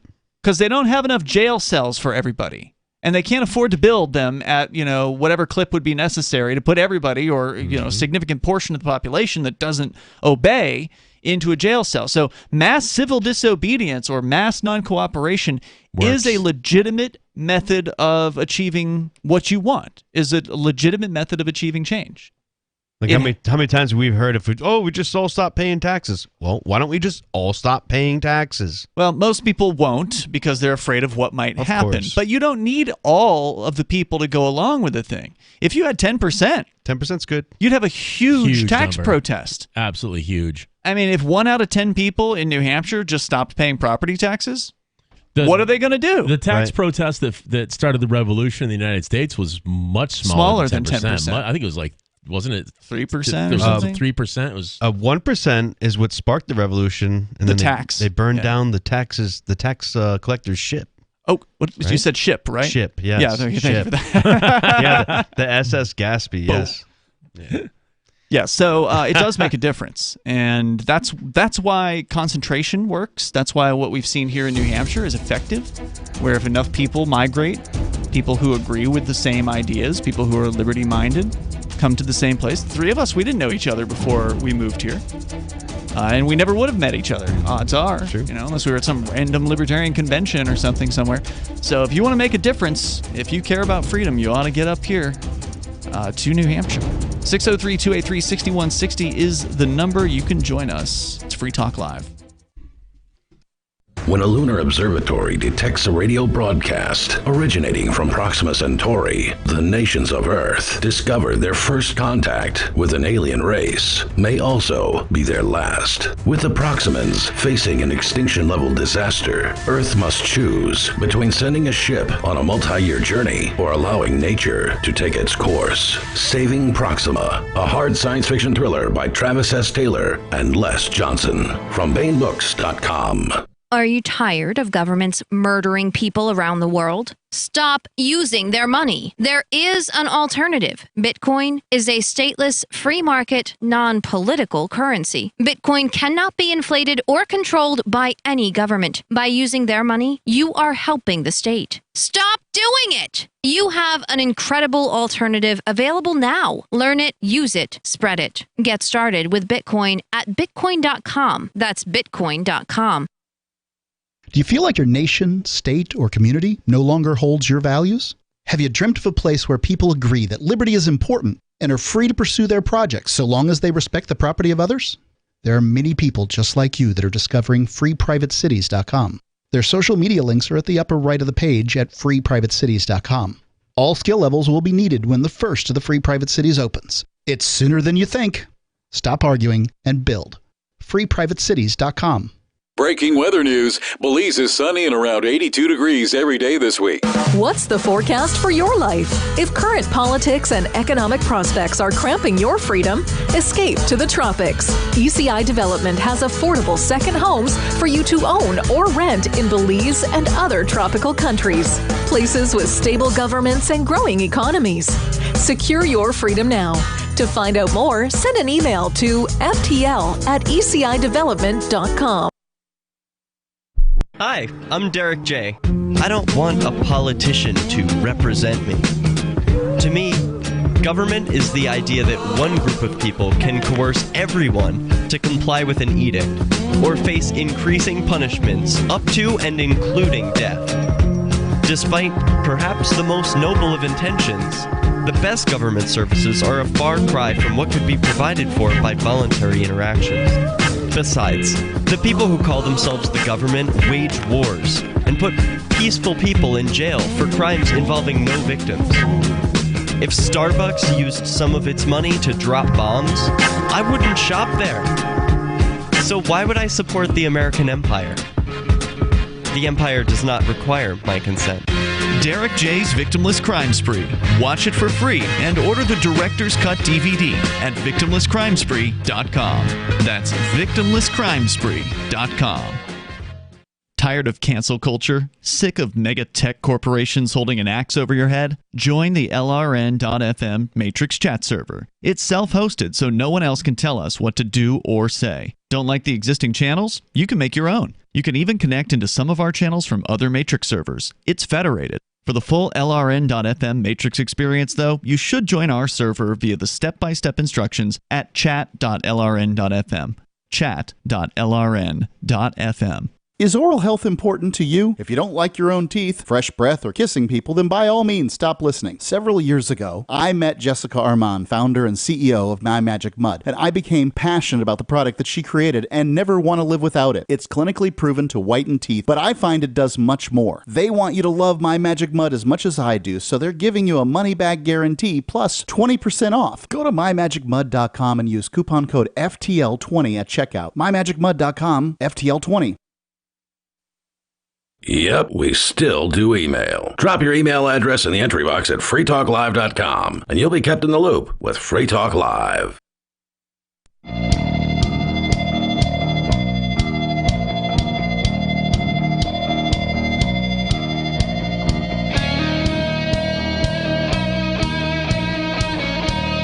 This is Free Talk Live. The number, if you want to join us here, 603-283-6160. That's 603-283-6160. Here in the studio tonight, it's Ian, Matt, and Joa. Also want to make sure you know about our Odyssey channel. You can go to video.freetalklive.com, and you can follow us on Odyssey. That is where we will have archives up for a very, very long time, if all goes well, because it is based on a decentralized blockchain-based media protocol that anyone can access. Now, Odyssey itself is actually a site that has a handful of rules on it as far as who can post what kind of content. Like, they don't allow pornography, for instance, or like torture videos or things like that. So they can still say no to certain types of videos on Odyssey, but the library protocol backing Odyssey cannot be turned down. There's no administrative choice that can be made to block content on library. So what Odyssey's trying to do is they're trying to compete with YouTube. So there's some things that they've excluded from their list of will accept it. But if you upload a video to library, there's no one who can take it down. It's an amazing system. So be sure you go and check out our channel. It's video.freetalklive.com. So the Free Talk Live channel is there on Odyssey. It's also there on library as well, because it's basically the same system. It's just Odyssey, sort of a pretty face or a front end, if you will, to access the library backend. Check it out. Our videos are there every single night. We're also streaming live on the platform. It's video.freetalklive.com. We're talking about Venezuela, and it's not just about their redenomination of the currency, where they're going to knock 6 zeros off of the Venezuelan bolivar, going to take the 1 million bolivar note and make it a 1. Bolivar notes coming up in October. They're going to get rid of the 500,000, the 200,000, the 10,000, and they're going to go back to just having like a 20, a 50, and a 100. At least for the next few months, until they reintroduce the larger bills again, as they have done over the last few years. So this crazy process is going to just keep repeating itself until the Venezuelan people do something with their government, because they're not going anywhere. That's the really disappointing part about what's been happening there is, despite the impoverishment of the people, despite the constant raping of their value by stealing it through the hyperinflation process, the government's still there. They're still sitting pretty. It makes me wonder if they're just installed government types. Like, who's running? Central banking and government are not really one and the same, but they basically are one and the same. Mm-hmm. So I wonder if getting rid of their government would actually have any impact if the central banking institution was still around to just stick a new government in place. Well, that's a good point. There was a few years ago, there was sort of this U.S. government-approved goon that was running against Maduro. So Nicolas Maduro's the president of... That's right, I remember this. Of Venezuela, and at one time, the opposition had another guy named Juan Guaido, I believe was his name. I remember that. And he was like the CIA choice, basically, and he wasn't able to get into office. But when we looked at this other guy, and, well, what does he believe? Okay, yeah, he's not Maduro, but who is he? Well, he's a socialist, too. So he's just not the same socialist that's in office. He's the U.S.-approved socialist. So it's not like things would have gotten that much better for the Venezuelan people, because you'd just be replacing one socialist with another one. I wonder if you have one that's taking bribes from the Chinese or the Russians or you name it, and one who's taking bribes from the U.S. Yeah, that's basically what it was. Which is, so again, but you still have this situation where they're literally very, very hungry in a lot of cases. It's difficult to live in Venezuela. It's a story here about people waiting for a day in a line just to top off their gas tank. From Bloomberg News, is reported at finance.yahoo.com. Venezuela's, this was just 2 weeks ago. I've just been holding on to it to talk about it. It was once again rationing gasoline after output at state-owned refineries slumped, forcing motorists to endure day-long queues to top off tanks. Shortages have returned to Caracas, prompting drivers to prowl the streets for open filling stations as lines stretch for blocks in some areas. Now, I wasn't alive during the 1970s gas lines here in the United States. I understand that, we had something like this at one time. I don't know if you had to wait for the entire day. I don't know how bad it was. I've seen those pictures. There was miles of cars sometimes. Yeah, in the South, I've seen that mostly. Yeah. Now, they did have a little bit of it, right, earlier this year when the pipeline got taken down by ransomware in the South. There were some gas lines down there. I heard that North Carolina had a problem. It was funny because I was going down there at the same time. I didn't see any of that firsthand, but I was hearing about it. But, I was more northern North Carolina at that time. And that was, that was an issue due to ransomware, which is a separate discussion to have. In the case in Venezuela, at least in the United States, you still have multiple gas providers. You have some level of competition, even though it's obviously a highly regulated, highly controlled marketplace by the government, and nothing close to a free market. It certainly is still more free than Venezuela, where all you got is the Venezuelan gas company, the government gas company. Yeah. That's it. And they are a monopoly. And they've been in that position for decades now. There's no BP, there's no Sunoco, there's no, there's no competition whatsoever. It's one thing. And so if the socialists don't upkeep their equipment properly, which they're not doing, right? Because if your state-owned refinery crashes, there's breakdowns. Because of breakdowns at their fuel-making plants, gasoline output crashed by more than 40% since the end of June. And they've already had a tough time sending fuel out of the country. We talked about just a few years ago the barges that they have to use to ship oil out of the country weren't kept up into usable shape. Basically, they weren't doing the necessary maintenance to maintain these things. So the International Oil Consortium, or whoever the hell they are, basically decertified their oil barges. So then they couldn't export oil. I mean, that's how bad they're effing this up.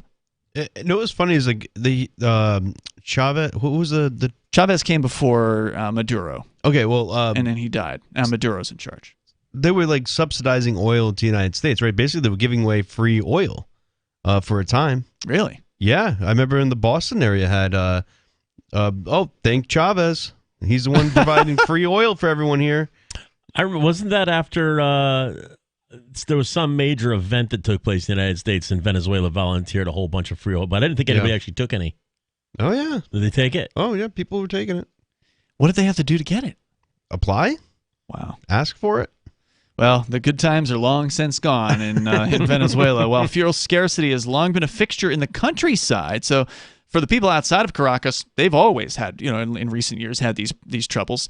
But now it's hit Caracas, the capital. The Maduro regime has striven to shield Caracas from those shortages, but the reemergence of long lines not seen in months signals the embattled government is failing to meet its pledge to ramp up production and permanently end the problem. Oil Minister Tarek El Assami had pledged that an increase in production would satisfy 100% of domestic fuel demand by the end of June and promised that gasoline lines would disappear. And the opposite happened. Yet struggling with the impact of U.S. sanctions, they always blame the sanctions. It's definitely part of it, though, right? I mean, it's not helping, that's for sure. I mean, but the problem with sanctions is it gives them something to blame. If there weren't sanctions, and they would still fail because they're still socialist, then they wouldn't be able to point to the United States. Maybe that's a little margin of profit. I don't know. The number here, if you want to join us, 603-283-6160. That's 603-283-6160. Imagine having to sit in a line for an entire day just to fuel up your car. This is Free Talk Live, presuming you could afford to in the first place. Free Talk Live's video archives have been on LBRY for years. LBRY is an uncensorable, decentralized, blockchain-based media sharing protocol, and we're big fans of it here on Free Talk Live. In 2020, LBRY launched Odysee, a video sharing website to compete with YouTube, and it's really taking off. Now with over 1 million channels, many of whom are disaffected YouTube creators. During YouTube's crackdown for not towing the government line on COVID, the Free Talk Live YouTube channel started receiving strikes and could be completely taken down at any moment. Thankfully, Odysee started offering live streaming, so we're now streaming live every night and posting our video archives permanently to Odysee. You can watch live or anytime on our Odysee channel by visiting video.freetalklive.com. If you want to go all in, download the desktop app at lbry.com, and then every video archive you watch, you'll help seed and keep it online forever. At minimum, we ask you visit video.freetalklive.com and follow us on Odysee today. video.freetalklive.com. From Feature Story News in Washington, I'm Rebecca Foster. U.S. President Joe Biden has signed an order allowing Hong Kong residents to remain in America as he accused China of repression. Mr. Biden says the 18-month extension to stay will give Hong Kongers a temporary safe haven from Beijing. Nick Harper reports from Washington. President Biden's order blocks the removal of Hong Kong residents whose U.S. visas have expired. Under normal circumstances, anyone who remains in the U.S. beyond the term of their visa can be forcibly removed and sent back to their home country. But President Biden says China's actions against Hong Kong make it difficult for residents to safely return, noting that there are compelling foreign policy reasons for allowing them to stay in the U.S. Mr. Biden said China had undermined the enjoyment of rights and freedoms in Hong Kong. It comes after Beijing's national security law came into effect last summer, leading to the arrests of more than 10,000 people involved in anti-government protests. I'm Nick Harper in Washington. The White House says it remains open to conversations about the future of the Iran nuclear deal. This comes as Ibrahim Raisi was sworn in as Iran's new president, taking the oath of office in Tehran. The hardliner said he would fight what he called tyrannical American sanctions. White House Press Secretary Jen Psaki says there is still a window to salvage the nuclear agreement. Timeline is not endless, and I know the Secretary of State has conveyed that clearly. But right now we are open to returning to a seventh round of negotiations. Belarusian athlete Kristina Timanovskaya says she hopes one day she will return to Belarus, but must for now make her safety her priority. At a press conference in Warsaw, she said she has not decided whether to seek political asylum in Poland or decided how long she'll stay there. State lawmakers in New York say they're close to completing an impeachment probe into Governor Andrew Cuomo. This comes days after a report accused Cuomo of sexually harassing multiple women. Here's Sarah Walton from New York. Attorneys for the Assembly Judiciary Committee in New York have informed Andrew Cuomo's legal team that their impeachment probe is nearing an end. They've given the governor until the 13th of August to provide evidence. The committee says it will then consider potential articles of impeachment. It began its investigation in March when allegations of harassment were first made. It ran alongside an investigation by New York's Attorney General that revealed on Tuesday that it had found evidence Cuomo sexually harassed at least 11 women. Andrew Cuomo has denied the allegations and has refused to resign. U.S. equities advanced Thursday following a decline in the number of jobless claims filed last week and a widening trade deficit. Also boosting markets, energy and travel stocks that point to further momentum in the economic recovery. From bureaus worldwide, this is FSN. Got Telegram? You can follow our channel there and discuss show prep with other listeners at telegram.freetalklive.com.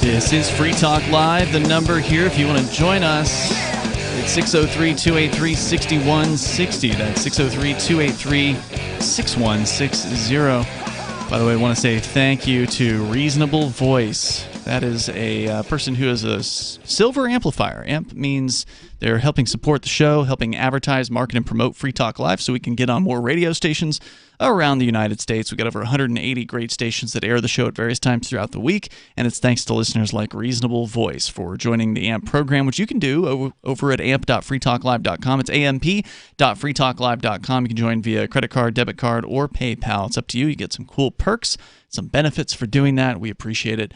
So thank you, Reasonable Voice, over at amp.freetalklive.com. Joey, you were just doing a little bit of digging there during the break. You found that Venezuela has one of the largest, or the largest, was it? Well, they're saying that it's the largest oil reserve, yeah. Wow. Venezuela basically floats on oil. On the whole world, the whole planet. Yeah, it's 18.2% of the world's total. Wow. And they're just squandering And they're doing horrible. You know, they could be one of the richest countries in the world. And at one time, they were, I think they were the richest country in South America. Yeah. I think they were. South America, yeah. There was a time. Sounds like really bad policies and philosophy that they're trying to practice that's just failing. And we know that socialism doesn't work. No, and it never has. It's provable. It's over and over and over and over and over. This happens throughout the world, and people are still clanging pots and pans for socialism. I've got some numbers here. According to the story here at Bloomberg about how people are waiting in gas lines for an entire day just to fill up their tank, they've had breakdowns at their fuel refineries. According to the story here, there's people who spoke anonymously. 3 people with direct knowledge say 2 out of 6 refineries are currently operational. PDVSA, which is the state-owned gas company there, has been hit by failures at several of its largest plants. They aren't authorized to speak publicly about the situation, but they say that due to a crack in one of the storage tanks that halted operation of a key unit at one of the refinery, the Cardón refinery, one of their crown jewels, supposedly, the production at that one refinery has fallen to 40,000 barrels a day from 80,000 just weeks ago. Domestic gasoline demand has dropped to about 70,000 barrels per day from a high of 350,000 a decade ago as the economy has crumbled. That's domestic demand. So the people within Venezuela are demanding gasoline at, a fraction of the previous rate because there's just not that much going on there. They can't, there's not, if you don't have a job to go to, you don't need to drive anywhere. Well, according to this article that I'm reading right here, Chavez fired thousands of oil experts. Oh, really? So this was probably part of the problem. The beginnings of the problem, perhaps. And, of course, I don't know if you remember a long time ago, a couple of years back, they had some wildfires that were taking down, properties in Venezuela, and it shut down, power. The power got shut off in a lot of places. So it used to be that you had to boil water in Venezuela because the water was so bad, but now you're out of power. So, boiling water with an electric stove is now an impossibility. But that was because they weren't maintaining the power structures, the power lines. They weren't, trimming away all the overgrowth and things like that. And so fires caught due to, brush buildup around the power lines and just took down the power grid. I'm not surprised. Socialists did not do a good job of maintaining their monopoly on They power. know best. They know best. You stop speaking out against them because they are the experts at all things. They know what's best for us all the time. I'm sure they have a really good complaint system there. Just like you said, Joe, they've got all this oil that they're sitting on, and they can't even deliver it properly to their own people. Yeah. Let alone the rest of the planet. Tremendous amount of wealth completely being squandered by the fact that it's owned and operated top to bottom by the government of Venezuela. And that's that story. For the common good. Yeah. But the big question is, when's it going to change? What is it going to take? Because we like to talk about the end of the United States, right? I don't think any of us on this show want to see this organization continue, right? Hulk. Right. But the fall of the United States, it could come fast, the end of the Berlin Wall or the end of the Soviet Union. These things came about much quicker than people thought that they would. So I think our problem and our future problem is that it's going to grind to a halt way, way faster than, when it hits terminal mass. You're going to find a lot of people just all of a sudden just jumping ship from the United States idea. Really what we need to do is start putting in place other infrastructure, make things possible that weren't possible before without government. Now, not so many things are. We have to get the word out there about other opportunities that aren't necessarily government related. Like crypto. Crypto's a perfect example of it. But what's another example? Well, I think a lot of the problems that we face in the United States as it sits are based on a currency that's being debased. So I think if you look economically speaking, economics is the substrate in which all else grows. So if you've got rotten substrate, you're going to end up with rotten fruit growing up out of it. So I think if we replace our current economics with a free, decentralized style of substrate, then we'd probably just automatically get rid of a ton of social problems that we suffer in the United States. One of the solutions I brought up earlier is that someone needs to voluntarily drop some 3D printed liberators in Venezuela, or they should start educating themselves on how to build guns. Because what else it's going to come down to? It's either you leave where you're going to go, but if you leave, or you're going to have to fight back because they're literally killing you, people. Like, do something about it.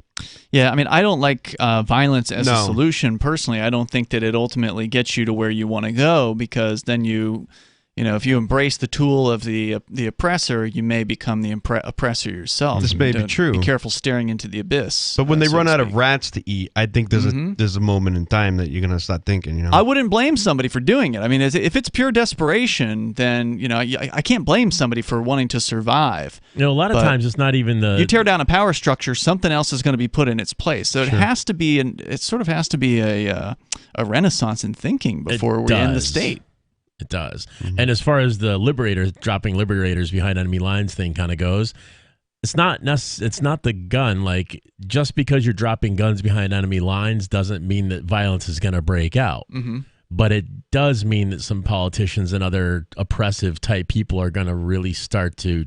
They get nervous? They get a little nervous. They start to change their tune.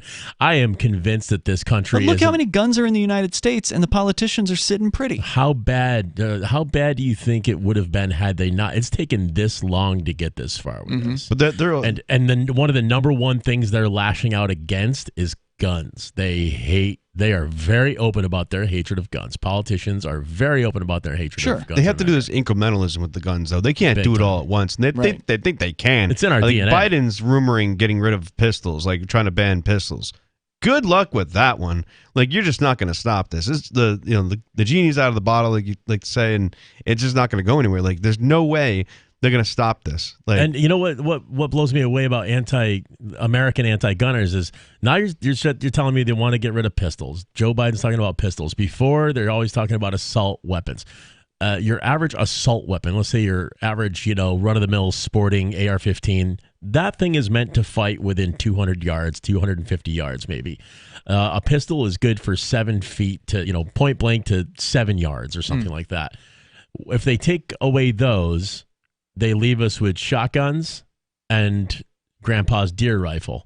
And I'd hate to break it to him, but Grandpa's deer rifle in the right hands is good to a mile. Yeah. And that shotgun blows out 15 or 20 marbles at 900 feet per second and is absolutely destructive in close quarters. So some people argue the best currency out there is bullets. Absolutely. They never go down in price. Well, there you go, Venezuela. The number here is 603-283-6160. That's 603-283-6160. Coming up, defending yourself against the government. What if they're sending robots against you? The robot dogs are starting to make an appearance in police departments. Hawaii just got one, and they're not the only ones. You guys seen these robot dogs? Yeah, we talked about it a few months ago. We'll get into it coming up here. It is Free Talk Live. On Free Talk Live, we're bringing people to the ideas of liberty every day. From wrestling superstars like Glenn Jacobs. You guys really are having an impact, I believe. Like I said, a lot of where I am now is due to listening to Free Talk Live. You changed my mind on some very important issues years ago. To random people tuning in on the radio. I was kind of stuck in the left-right paradigm. I heard your show by chance on a Saturday night. From there, I went on, joined the Free State Project, and become an amplifier. So, I mean, that's really the reason why I amp is because I know that if it wasn't for you guys being on as many stations as you are, I never would have found the ideas of liberty. Your AMP will directly change more lives by getting Free Talk Live in front of people looking for talk radio online and on the air.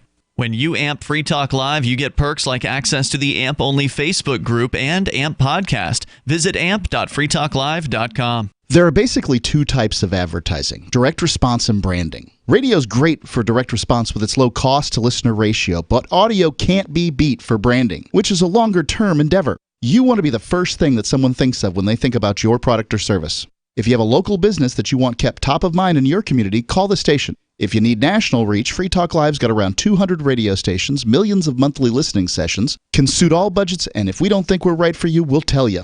Email me, mark@freetalklive.com.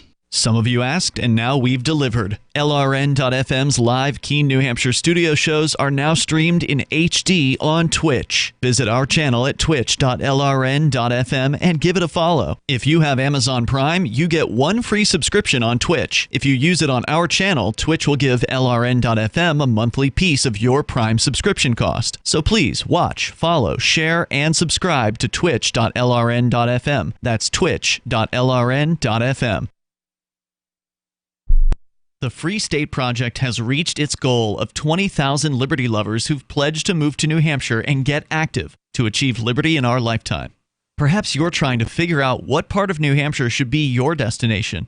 If so, consider Keene. You'll find more than 150 reasons to move to Keene at move.freekeene.com. Keene is famous for its historic, publicity-generating activism, as well as being the liberty media capital of the world. It's home to freekeene.com, New Hampshire's destination for liberty activism, news, and opinion. For years, we've been compiling over 150 reasons to move to Keene at move.freekeene.com, where you'll learn about some of what's happening here and what makes Keene a great place to live. If you love liberty, you'll probably enjoy anywhere you end up in the Shire. But do your due diligence first. Please visit move.freekeene.com for the full list of over 150 reasons to move to Keene. That's move.freekeene.com. If you want to know the latest about Free Talk Live before we go on the air, all you need to decide is how you want it delivered. It's your choice. Visit news.freetalklive.com to receive our usually weekly news updates by email. Plus, we have a Twitter account at twitter.freetalklive.com, and you can follow us on the decentralized Mastodon platform at toot.freetalklive.com. So please follow us at toot.freetalklive.com and sign up for our emails at news.freetalklive.com. Looking for a great real estate investment? Consider New Hampshire, which is ground zero for the Liberty Movement. Your first call should be to Mark Worden from Porcupine Real Estate. He's more than just a real estate agent. He's your New Hampshire concierge. Where are the best places to live? Do you want farm, city, the burbs, or forest? Do you want a duplex or multifamily building so that renters pay your mortgage? There are homes in all price ranges in New Hampshire, and Mark can help with financing too. Invest in liberty and property. Mark Worden can help. PorcupineRealEstate.com.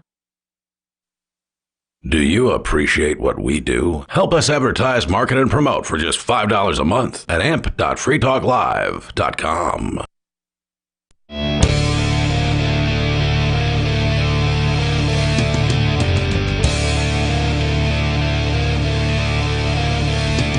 This is Free Talk Live. You can bring up what you want. The number is 603-283-6160. That's 603-283-6160. With you in the studio, it's Ian, Matt, and Joa. Of course, you can join us online anytime you want over at freetalklive.com. We have a social media site that we're in charge of. So you have more freedom to speak your mind over at social.freetalklive.com. People are constantly being banned and temporary banned from places like Facebook and Twitter. If you're tired of dealing with big tech and all their arbitrary rules, well, get out of there. Come on over to social.freetalklive.com, create an account there, and you are on the more decentralized Mastodon system, which is a federated system of thousands of servers. So even though we have our server, it's connected to the other Mastodon servers out there. So there's other libertarian-friendly Mastodons like Liberdon. We're connected to them, so you can see posts from those people. We're connected, I think, to the whole network, unless somebody's disconnected with us, which we wouldn't know, because that's, is my understanding, the way the Fediverse works, is if somebody doesn't like you, they can just disconnect from the whole server and then that's that. So each server admin makes their own choices about that. But check it out over at social.freetalklive.com. So we're talking about the police dogs. And Matt, you had not seen this beast before? I have, but I thought it was CGI. I didn't think they were actually real. They're freaky. Yeah, they are freaky. They're sort of the way they move. They're Boston Dynamics development, and I believe they do military robots as well, like, bomb dog kind of How much robots. you want to bet they stick a head on that thing to make it look more friendly? Because right now it looks like a headless demon dog or something. Yeah, it does look pretty creepy. Let me play this audio here. This is from RT, that's Russia Today. Their report on the Honolulu, I believe, police department getting one of these things. Meet Spot, the latest member of the Honolulu Police Department. The four-legged so-called robot dog by Boston Dynamics is there to assist officers navigate through certain situations amid the coronavirus pandemic. Oh, see, this isn't about controlling people or anything like that. It's just about helping keep people safe from coronavirus. The robot dog is here to keep people safe. Right. The dog is going to help because, as they'll explain here in just a moment, the police officers are afraid to talk to people. See, prior to COVID, officers would do in-person interviews with people at the city's coronavirus screening sites for homeless. But sometimes officers would have to quarantine for 14 days because of possible exposure to the virus. Police say having Spot around will eliminate all that risk. The person will ask for food, they will ask for water, they'll ask for masks. These are all things that we had to do face-to-face with someone, and we could facilitate through the robot. And that was the reason for it. The reason for it was to eliminate that. See, that's it. They're not trying to, make a completely militarized police force here. This is just because they're too afraid, the cops, to talk to people. You believe that, right? I believe everything the police say. They're the most honest people in our society.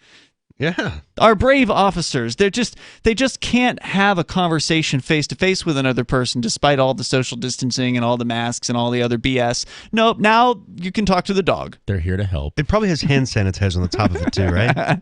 Not yet, but don't give them ideas. Here's the rest of the story. The Honolulu Police Department spent about $150,000 in federal pandemic relief money to buy the machine from Boston Dynamics. It uses technology that scans your eye to make sure you don't have a fever, helping ensure the health of officers, and will be used at a government-run tent near the airport. It's just like a gun or a chair or any kind of tool.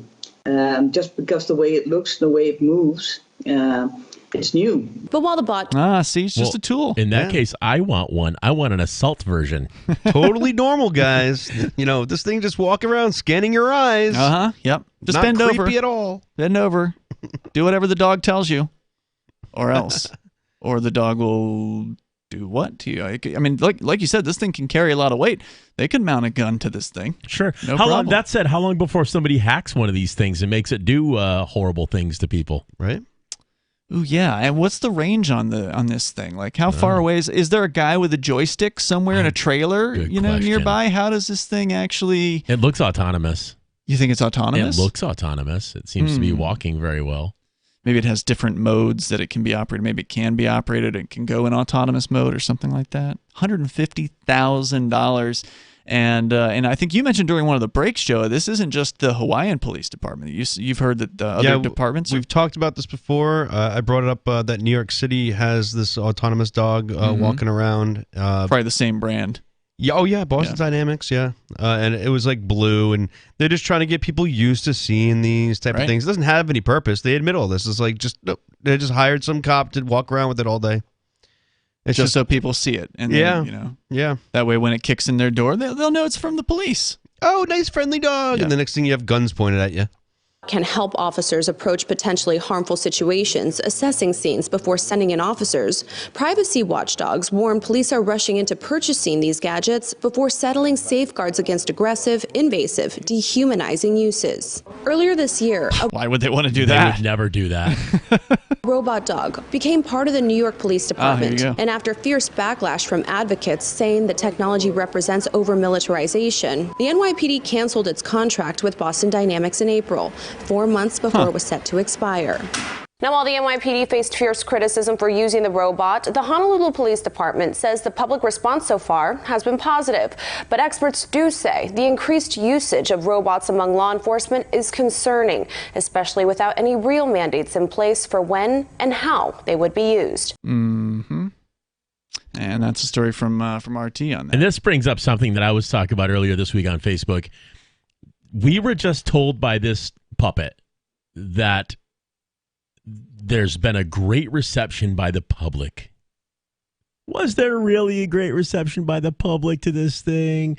Or are we just being told there's a great reception to the public so that we will give a great reception? Well, I mean, it is Hawaii. They're one of the most obedient of all of the state's populaces. They are the ones that they embrace the masking thing unlike any other place. I mean, besides maybe San Francisco, like Hawaii is up there. They are obedient. We do what we're told, crowd. Think about the scenario here. If you see a cop walking down the street with a shiny badge and a gun, you're going to be like, okay, wait, put that away, put it away. You know, watch out, the cop coming. Right? But if you see this like little robot, little prissy walk, that's what it looks like it has, you're probably like, oh yeah, look at, there's a robot right there, and it's like scanning your eyes, looking at everything you're doing, probably looking through your walls.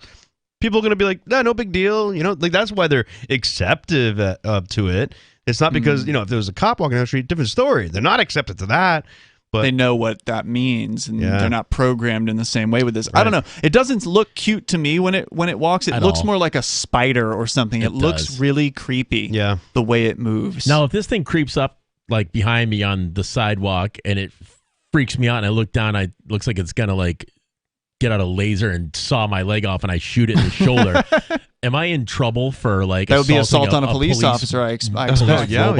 Yeah, I mean, they treat the dogs that way. I know. So like the real life dogs, they treat them that way. So I don't see why they wouldn't treat this the exact same way. Like about 10 years ago, maybe more, I remember Sony came out with this dog like Ido or something like that, and it was literally a robot dog. Osimo? Was it Osimo? Osimo, I think that might have been... was that the humanoid That was a humanoid, but I think it was Ido or something like that. Yeah. But it would walk around, it would, take commands, and it'd go back to its charging place. It was brilliant, fascinating for a while. Yeah, cute. But it was cute. Like, I was totally into it. But, Except they called it Asimo, which, I mean, Isaac Asimov wrote iRobot, right? And that was kind of about those robots going rogue. It's okay. You can trust the Boston Dynamics. They're only going to try to help the police department. Oh, wait, the police are not your friends. No, this robot is not your friend. Don't talk to the robot either. Exactly. These steroid cranked thugs that beat their wives at a rate of 40%. Well, it sounds like they're going to have somebody on the other end of this thing, because they're saying the robot will take requests. Our officers don't want to talk to people because they might get, they have to quarantine, apparently, if they just talk to somebody, without a mask on or something like that. So they're going to send a robot in. And so that tells me there's going to be somebody with a, joystick behind there saying, okay, well, you want masks? All right, well, here's where you go.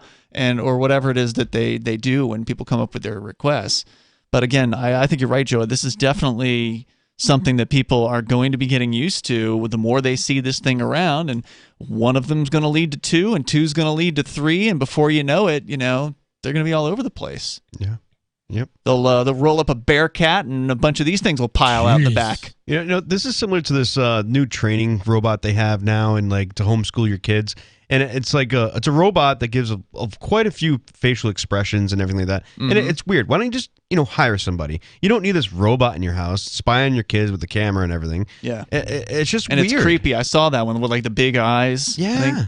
And I can see how kids love it and might give them, full attention. But this is really how you want your kids to be taught through a robot. Yeah, we'll paint it up like a ladybug. It'll be great. Yeah, exactly. All right, so you can join us here. There's a news, I guess, about a big hospital that, Joe, you wanted to mention coming up here. They're going to be cracking down, mandating vaccines of their staff. You want to share your thoughts with us? You can join us. The number here is 603-283-6160, whether it's on the rise of the police state or the medical hell state that we're faced with. Whatever's on your mind, this is Free Talk Live. The LRN.FM social media channels have been revamped. We've eliminated Facebook and focused on other platforms like Twitter and Mastodon, the decentralized alternative to Twitter. On our accounts, you'll find posts from multiple LRN.FM show hosts together in one place. Follow us on Twitter at twitter.lrn.fm, or better yet, move to the decentralized Mastodon social media platform at toot.lrn.fm, toot.lrn.fm. I think you'll like it. brute force, intransigent defiance, adamantine will. These are the hallmarks of the AI tank. These gigantic machines have the firepower of an army, but they also have their own sense of honor and duty. When the world breakers arrive, battle will be joined, planets will shake, and war and peace will never be the same again. World Breakers. Stories from David Weber, Larry Correia, and more. Available August 3rd from BaneBooks.com. So you've signed the Shire Society Declaration and are planning your move to New Hampshire to be around more liberty-oriented people. Next, sign up for the Shire Society Forum at forum.shiresociety.com. There are a bunch of people there who are already in the Shire, and they want to meet you. If you're already in the Shire physically, you should also come by the forums. Remember, not everyone uses Facebook. New people are signing up for the Shire Society Forum every month, so drop in and say hello at forum.shiresociety.com. There are lots of ways to listen to Free Talk Live. Our podcast has been around since podcasts began, and now the FTL feed is loaded with content besides our full show archives. Did you know that we make it easy for you to customize your podcast subscriptions? We have different feeds, one that includes only our full shows, one with just the Daily Digest, and our main feed that includes everything. You decide what you listen to. It's quick and easy to customize your feeds at feeds.freetalklive.com. That's feeds.freetalklive.com. You're listening to the live edition of Free Talk Live. Hour number 3 is next after the news here on the Liberty Radio Network at LRN.FM. From Feature Story News in Washington, I'm Rebecca Foster. U.S. President Joe Biden has signed an order allowing Hong Kong residents to remain in America as he accused China of repression. Mr. Biden says the 18-month extension to stay will give Hong Kongers a temporary safe haven from Beijing. Nick Harper reports from Washington. President Biden's order blocks the removal of Hong Kong residents whose U.S. visas have expired. Under normal circumstances, anyone who remains in the U.S. beyond the term of their visa can be forcibly removed and sent back to their home country. But President Biden says China's actions against Hong Kong make it difficult for residents to safely return, noting that there are compelling foreign policy reasons for allowing them to stay in the U.S. Mr. Biden said China had undermined the enjoyment of rights and freedoms in Hong Kong. It comes after Beijing's national security law came into effect last summer, leading to the arrests of more than 10,000 people involved in anti-government protests. I'm Nick Harper in Washington. The White House says it remains open to conversations about the future of the Iran nuclear deal. This comes as Ibrahim Raisi was sworn in as Iran's new president, taking the oath of office in Tehran. The hardliner said he would fight what he called tyrannical American sanctions. White House Press Secretary Jen Psaki says there is still a window to salvage the nuclear agreement. Timeline is not endless, and I know the Secretary of State has conveyed that clearly. But right now we are open to returning to a 7th round of negotiations. Belarusian athlete Kristina Timanovskaya says she hopes one day she will return to Belarus, but must for now make her safety her priority. At a press conference in Warsaw, she said she has not decided whether to seek political asylum in Poland or decided how long she'll stay there. State lawmakers in New York say they're close to completing an impeachment probe into Governor Andrew Cuomo. This comes days after a report accused Cuomo of sexually harassing multiple women. Here's Sarah Walton from New York. Attorneys for the Assembly Judiciary Committee in New York have informed Andrew Cuomo's legal team that their impeachment probe is nearing an end. They've given the governor until the 13th of August to provide evidence. The committee says it will then consider potential articles of impeachment. It began its investigation in March when allegations of harassment were first made. It ran alongside an investigation by New York's Attorney General that revealed on Tuesday that it had found evidence Cuomo sexually harassed at least 11 women. Andrew Cuomo has denied the allegations and has refused to resign. U.S. equities advanced Thursday following a decline in the number of jobless claims filed last week and a widening trade deficit. Also boosting markets, energy and travel stocks that point to further momentum in the economic recovery. From bureaus worldwide, this is FSN. With FSN Spotlight, I'm Simon Marks. As the Taliban continues to try and seize control of several provincial capitals in Afghanistan, it is increasingly clear that the country faces a violent and turbulent future once US forces complete their withdrawal by the end of this month. President Ashraf Ghani this week accused the US of what he called an abrupt decision to pull out, and he said he had warned President Biden of the consequences of withdrawal. But the US remains determined to end its 20-year presence in the country, and this week Biden administration officials would not say whether they are committed to defeating the Taliban in order to defend the Afghan government. Oz Kateri is a freelance journalist with extensive experience in conflict zones. The geopolitical situation is a lot more complicated. We can't point to one malicious actor and say, well, hey, if we got rid of that actor, then things would stabilize. By and large, the President Ashraf Ghani saying US withdrawal has led to a lot of this. Yes, I mean, given that it was a largely advisory role rather than a ongoing military occupation, I think it's fair to say that the Taliban wanted this opportunity, were pressuring the US to leave, and now that the US has left, they're using this opportunity to take control of as much of the country as they feasibly can. The US says it's still committed to negotiations with the Taliban in Doha, although those talks have been underway for 3 years and so far have proved fruitless.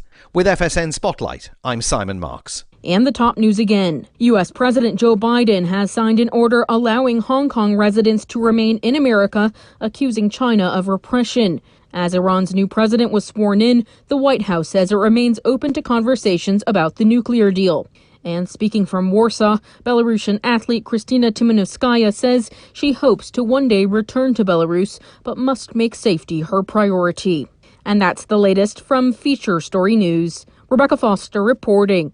An update now on a legal battle emerging around the Onion News Network's own Jode Kressbeckler. After the shocking story yesterday that a group of assailants attacked Congressman William Cummings, tied him to a horse, and dragged him through a briar patch, some are now saying these statements from Mr. Kressbeckler last week may have incited the attack. Bootlegging Congressman Cummings ought to be tied to a horse and dragged through a briar patch. Mr. Kressbeckler's show is billed as an opinion and entertainment program. Yes, and he even calls himself nothing but a caterwauling old badger, so the claim that he would incite people to violence seems pretty far-fetched. He displayed a map of Congressman Cummings' home in relation to the nearest briar patch, told his viewers where to purchase a, quote, good pulling horse, and used a life-size dummy of Congressman Cummings to demonstrate effective knot tying techniques. Right. I think most reasonable people would see that as simply a ribald political satire. Right. Briar patch is obviously a metaphor for the prickly political atmosphere in Washington, and drag from a horse means something else. Makes sense to me. This is the Onion News Network.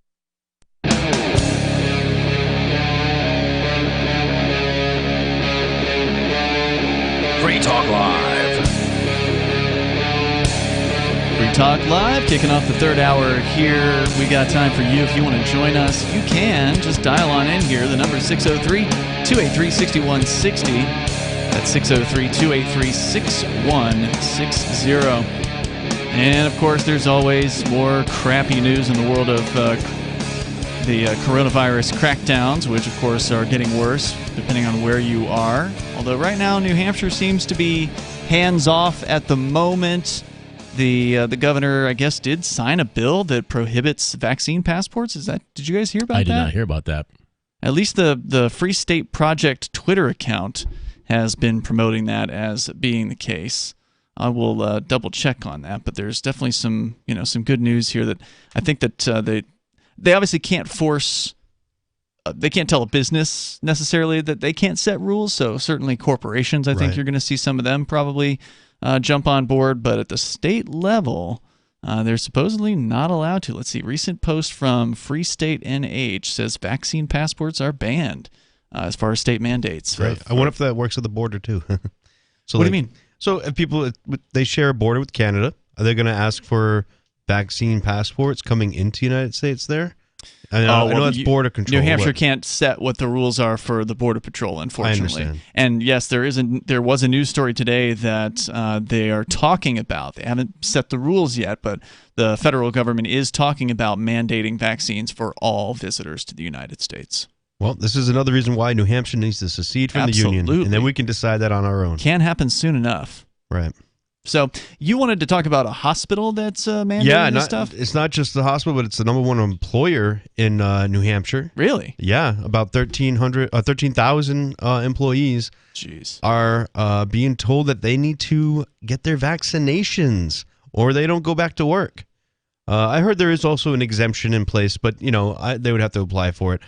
I just don't see that really happening if they're trying to force everyone there to get it. And this hospital, let me just go over it. It's like one of the biggest hospitals in the area, and it's one of the best hospitals too. And they do great wonders for the world here. And I respect to that sense, but this is just out of control. Like this is Dartmouth Hitchcock, right? Yeah, Dartmouth Hitchcock Health, which is also a college, which is also a medical school. Yes. Yep.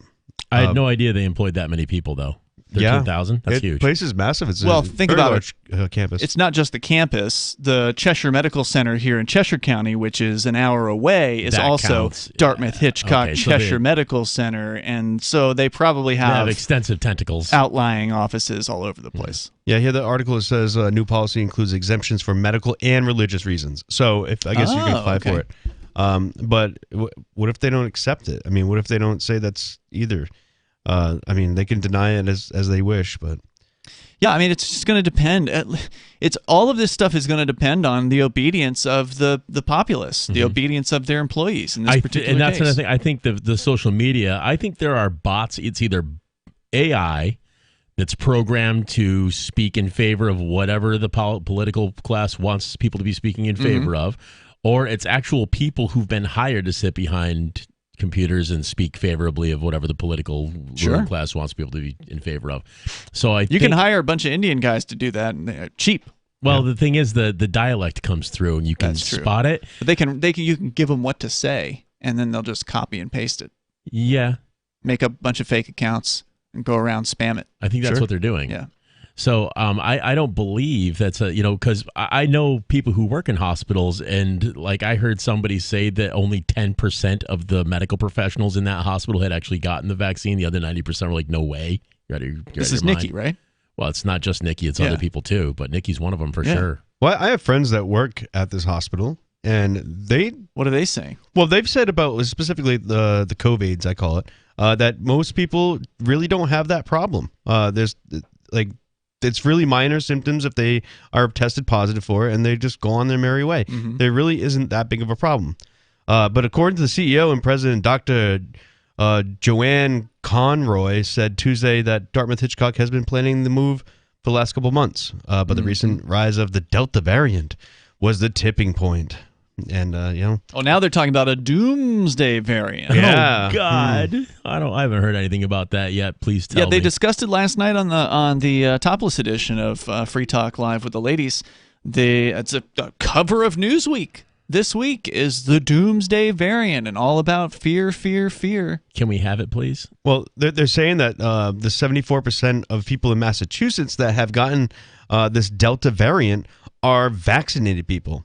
So I guess if you get vaccinated, now you've opened your immune system up, and it's vulnerable to this new Delta variant. The vaccinated people are the cause of the Delta variant. Yeah, and much people are not saying this, but I think it's just the hysteria amongst those who are getting vaccinated, are constantly getting tested, and they're the ones that are showing these results.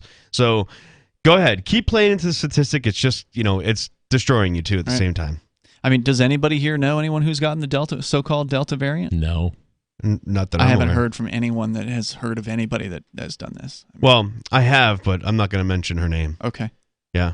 So you do know one person. Yeah, I know one person. From what I understand, though, just to go back and step into the Wayback Machine a little bit, I thought that the tests that were being used to test for COVID-19 weren't really accurate the first place at all. So how are they testing for a Delta variant? It's not clear. It's not clear because it's not real. Yeah. Did this person that you know survive? Yes. Okay. Many people would not want her to survive. I'm not saying I want that. I'm just saying that. I gotcha. Yeah. Okay. So she made it. No biggie. Yes, she did. Was she the president of a labor union or something? I'm not gonna give any hints. I don't want to do that. So was there more to say about Dartmouth Hitchcock? The New Hampshire Hospital Association supports that every New Hampshire hospital and health system adopt a policy endorsing mandatory COVID-19 vaccination. The NHHA President Steve Onnen said in a statement. Most of the teaching hospitals in Boston, other big cities, are already making one of the 3 FDA emergency-approved vaccines a requirement, Conroy said. It's been a rolling acceptance, Conroy said. Yeah. Oh yeah. Come on. Who I haven't. This is the first time I'm actually hearing that people are actually supporting this. So I'm actually kind of surprised. People within the medical industry, of course, they're supporting it. I mean, it's part of how they get funding. Oh, right? Sure. Yep. They got to go along to get along. If you're a doctor who is, in disagreement with the so-called science, you're on the outs. You got to make it on your own. You can't be working for one of these facilities unless there's enough people to back you up and go along with a religious exemption or whatever other exemption they could possibly take here and make a stand and say, look, we're not doing this. If you value our services, then you'll keep us on, and if you don't, then goodbye. But most people aren't willing to make that stand. They say here that they're using data from the Provincetown that was compelling for them to make the decisions in Massachusetts. And I don't know if you guys know anything about Provincetown. That's the gay town, right? Yeah. It's that's where all the bears go for the bear. Yeah, fest. there's a lot of promiscuity. I can't promiscuity. Say promiscuity. Yeah. Thank you. That happens there, and a lot of overlapping, so to speak. Mm-hmm. And so I can see that these statistics might shoot up. I mean, not for nothing. Power to them. Yeah, whatever they were great tippers when I did Uber there. I bet. Yeah. So what else do we need to know? Anything? This led to the CDC to release recommendations that everyone, including the fully vaccinated, should wear masks in indoor public settings, even in areas without high COVID-19 rates. That makes sense, right? No. None. Oh, jeez. you can be vaccinated, asymptomatic, and still spread the virus, Conroy said. Well, because it's not a vaccine. Yeah, exactly. Because the vaccine's supposed to stop you from getting the thing. Right. And if you can still get the thing and still spread the thing while you're quote-unquote vaccinated, you got something. They shot you with something, but, maybe it wasn't a vaccine. I swear to God, if people were told by the government or some loony quack doctor put up by the government that shooting battery acid from your car into your eyeball directly would cure you of all future illness, they would do jump it. on it in a minute. This is their contingency plan because about 80% of the employees there are already vaccinated. Mm-hmm. So they probably wouldn't mind the 20% leaving. And 95% of physicians and 85% of nurses. So I can see them just, hey, you didn't get it. Bye-bye. 603-283-6160. Matt, you mentioned these fake Twitter bots and social media bots. Maybe it's the companies themselves. We'll talk about that coming up. Are you tired of governments murdering people around the world? Stop using their money. There is an alternative. Bitcoin is a stateless, free market, non-political currency. Bitcoin cannot be inflated or controlled by any government. By using their money, you are helping the state. You have an incredible alternative available now. Learn it, use it, spread it. Get started with Bitcoin at Bitcoin.com. That's Bitcoin.com. Do you feel like your nation, state, or community no longer holds your values? Have you dreamt of a place where people agree that liberty is important and are free to pursue their projects so long as they respect the property of others? There are many people just like you that are discovering freeprivatecities.com. Their social media links are at the upper right of the page at freeprivatecities.com. All skill levels will be needed when the first of the Free Private Cities opens. It's sooner than you think. Stop arguing and build. freeprivatecities.com. Breaking weather news. Belize is sunny and around 82 degrees every day this week. What's the forecast for your life? If current politics and economic prospects are cramping your freedom, escape to the tropics. ECI Development has affordable second homes for you to own or rent in Belize and other tropical countries. Places with stable governments and growing economies. Secure your freedom now. To find out more, send an email to ftl@ecidevelopment.com. What if you want to hear the latest episode of Free Talk Live, but all you have is your phone, you forgot to download our archive, and you have no data connection? You can call our Listen line at 641-793-0191. That's a long-distance number, so you may incur charges. If not, listen as long as you want. 641-793-0191. The Free Talk Live listen line, 641-793-0191. This is Michael Dean from the Freedom Fiends. I've run websites since 1996 and have used over a dozen web hosts in that time. AgristHosting.com is the only one that hasn't broken my heart. Agrist Hosting's uptime and service is stellar, and their DDoS mitigation is the best I've seen. That's important because if you tell the truth in this world, you'll ruffle feathers. And some people will try dirty tricks to silence your voice. No matter what the haters hit us with, Agrist Hosting keeps our websites online.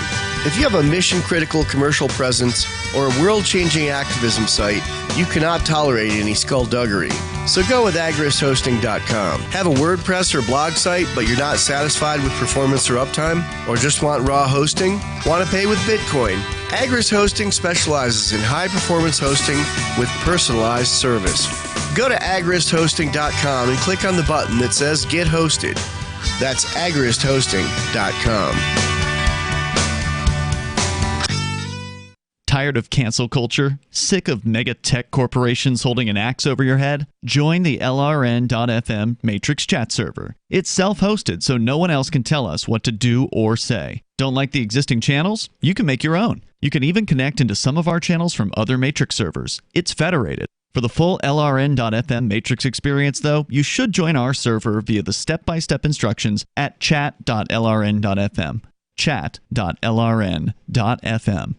The new 4th edition of Healing Our World, The Compassion of Libertarianism, will take your understanding of liberty to a deeper level and has over 1,300 updated references, new cartoons, and a foreword by Dr. Ron Paul. With discounts for multiple book purchases, the 4th edition of Healing Our World is a great gift for the liberals, pragmatists, environmentalists, and Christians in your life who think libertarianism is cold-hearted. Get yours today at healing.freetalklive.com and use promo code FTL for a $5 discount. Our Matrix server is about as free as internet chat can be. Join the existing rooms or create your own at chat.freetalklive.com.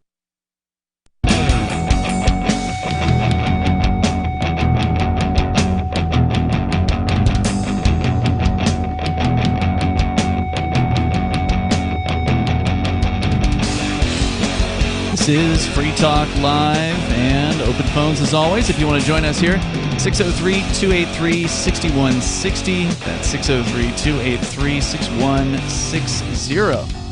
Whether you want to talk about the latest COVID, crazy crackdown nonsense that's going on where you live or something else you've heard about, you're welcome to join us. It's Ian, Matt, and Joa here in the studio. And Joa, where can people find you online?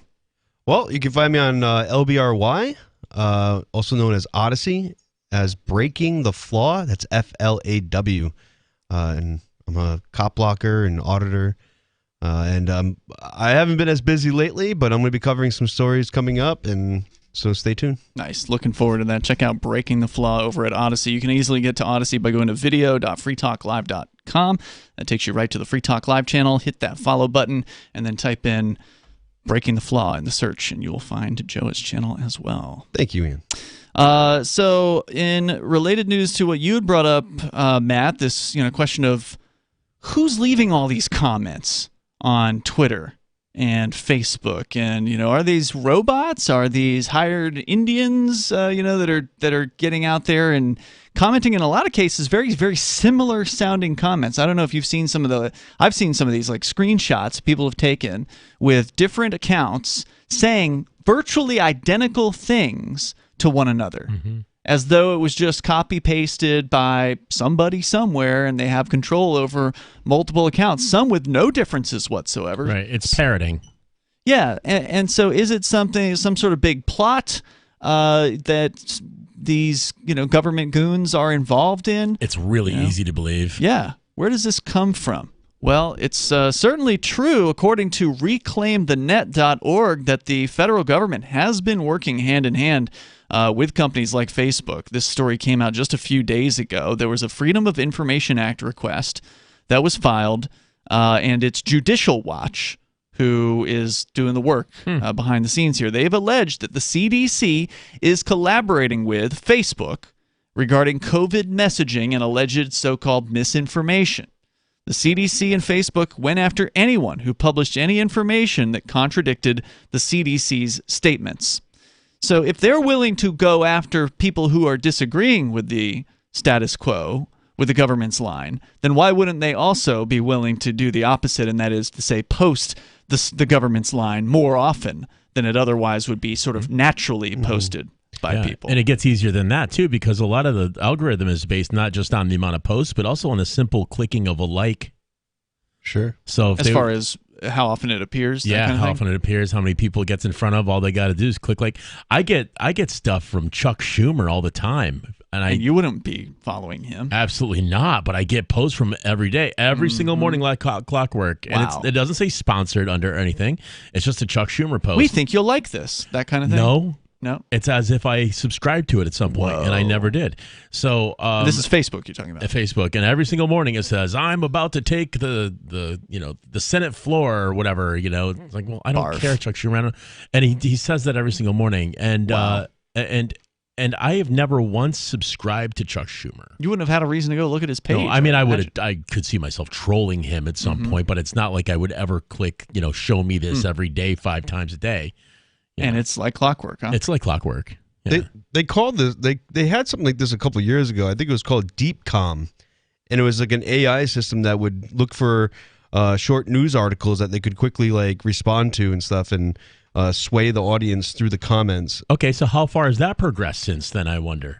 That's exactly what I'm 2 talking years. about. That's, I'm sure And, it's done a these lot. Chuck Schumer posts, every time I see a Chuck Schumer post, it's already got like 5,000 likes and a whole bunch of laugh reacts and happy reacts or sad reacts or whatever, So it's like this was posted not too long ago, and you're going to tell me that 5,000 people are responding in that short order to this ancient politician that nobody likes?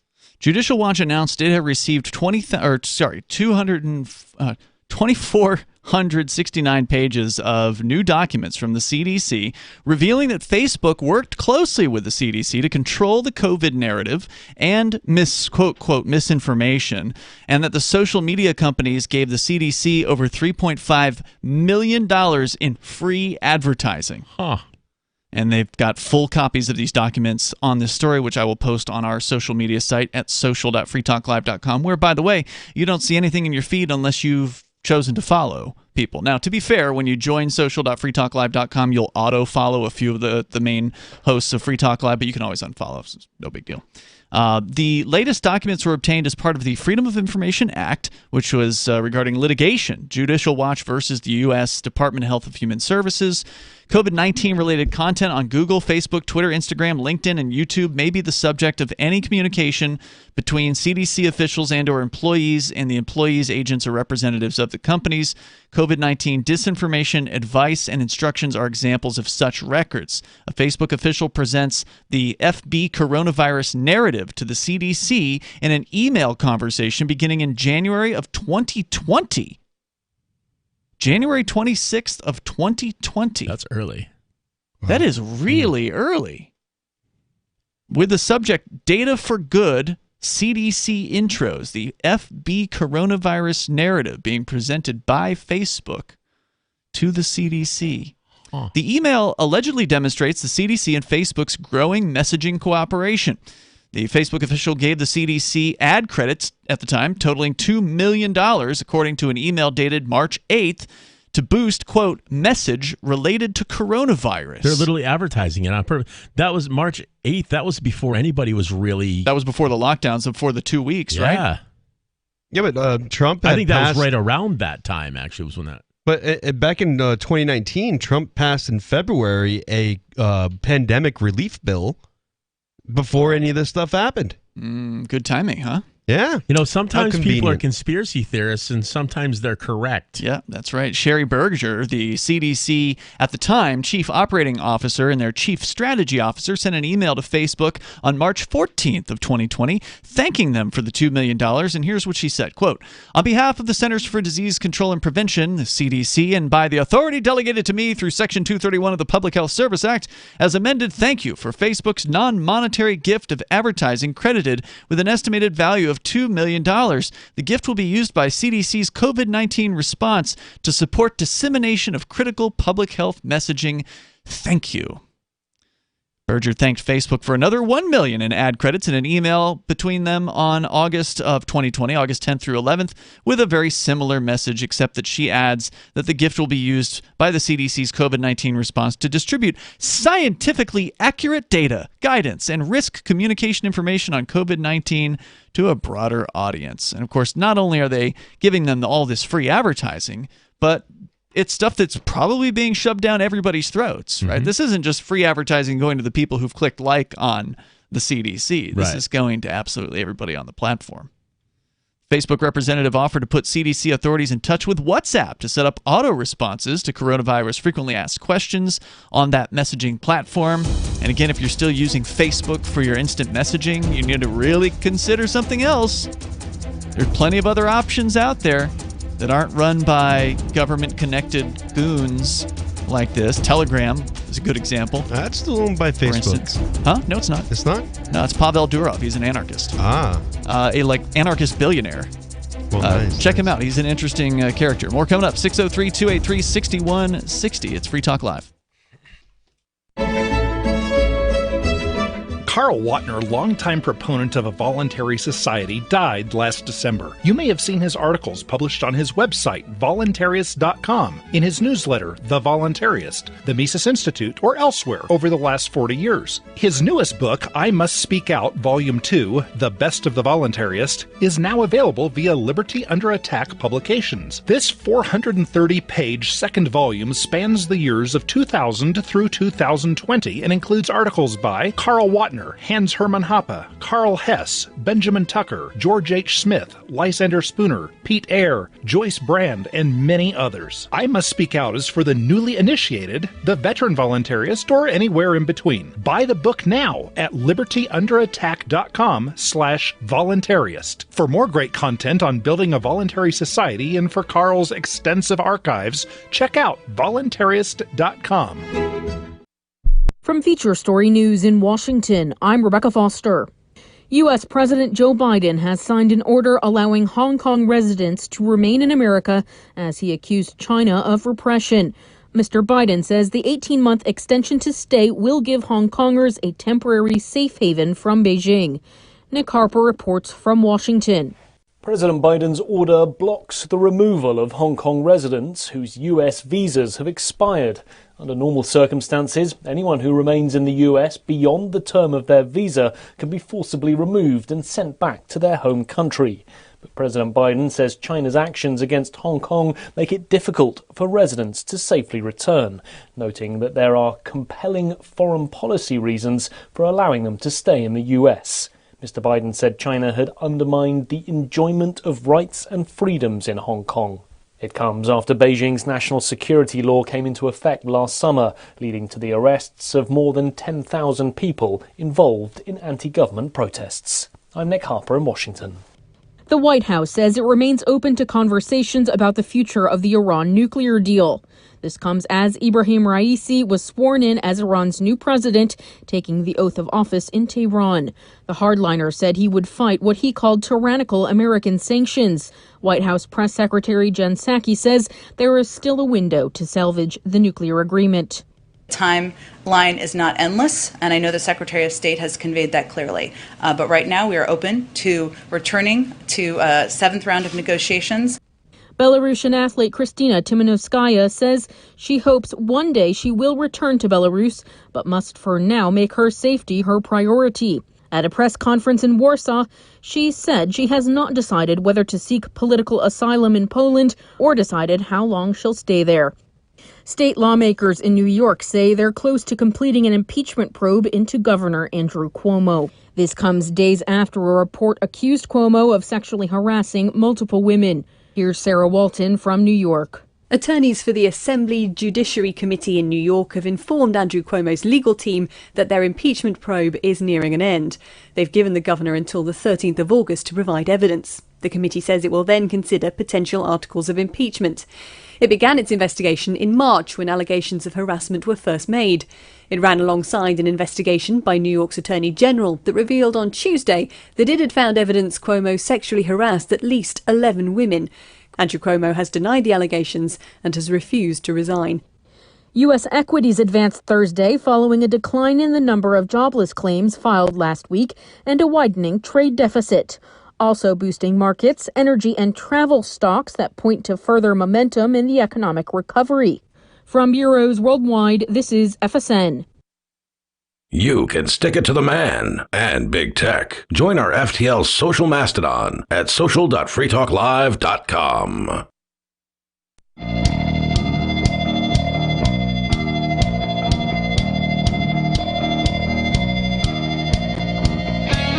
It's Free Talk Live.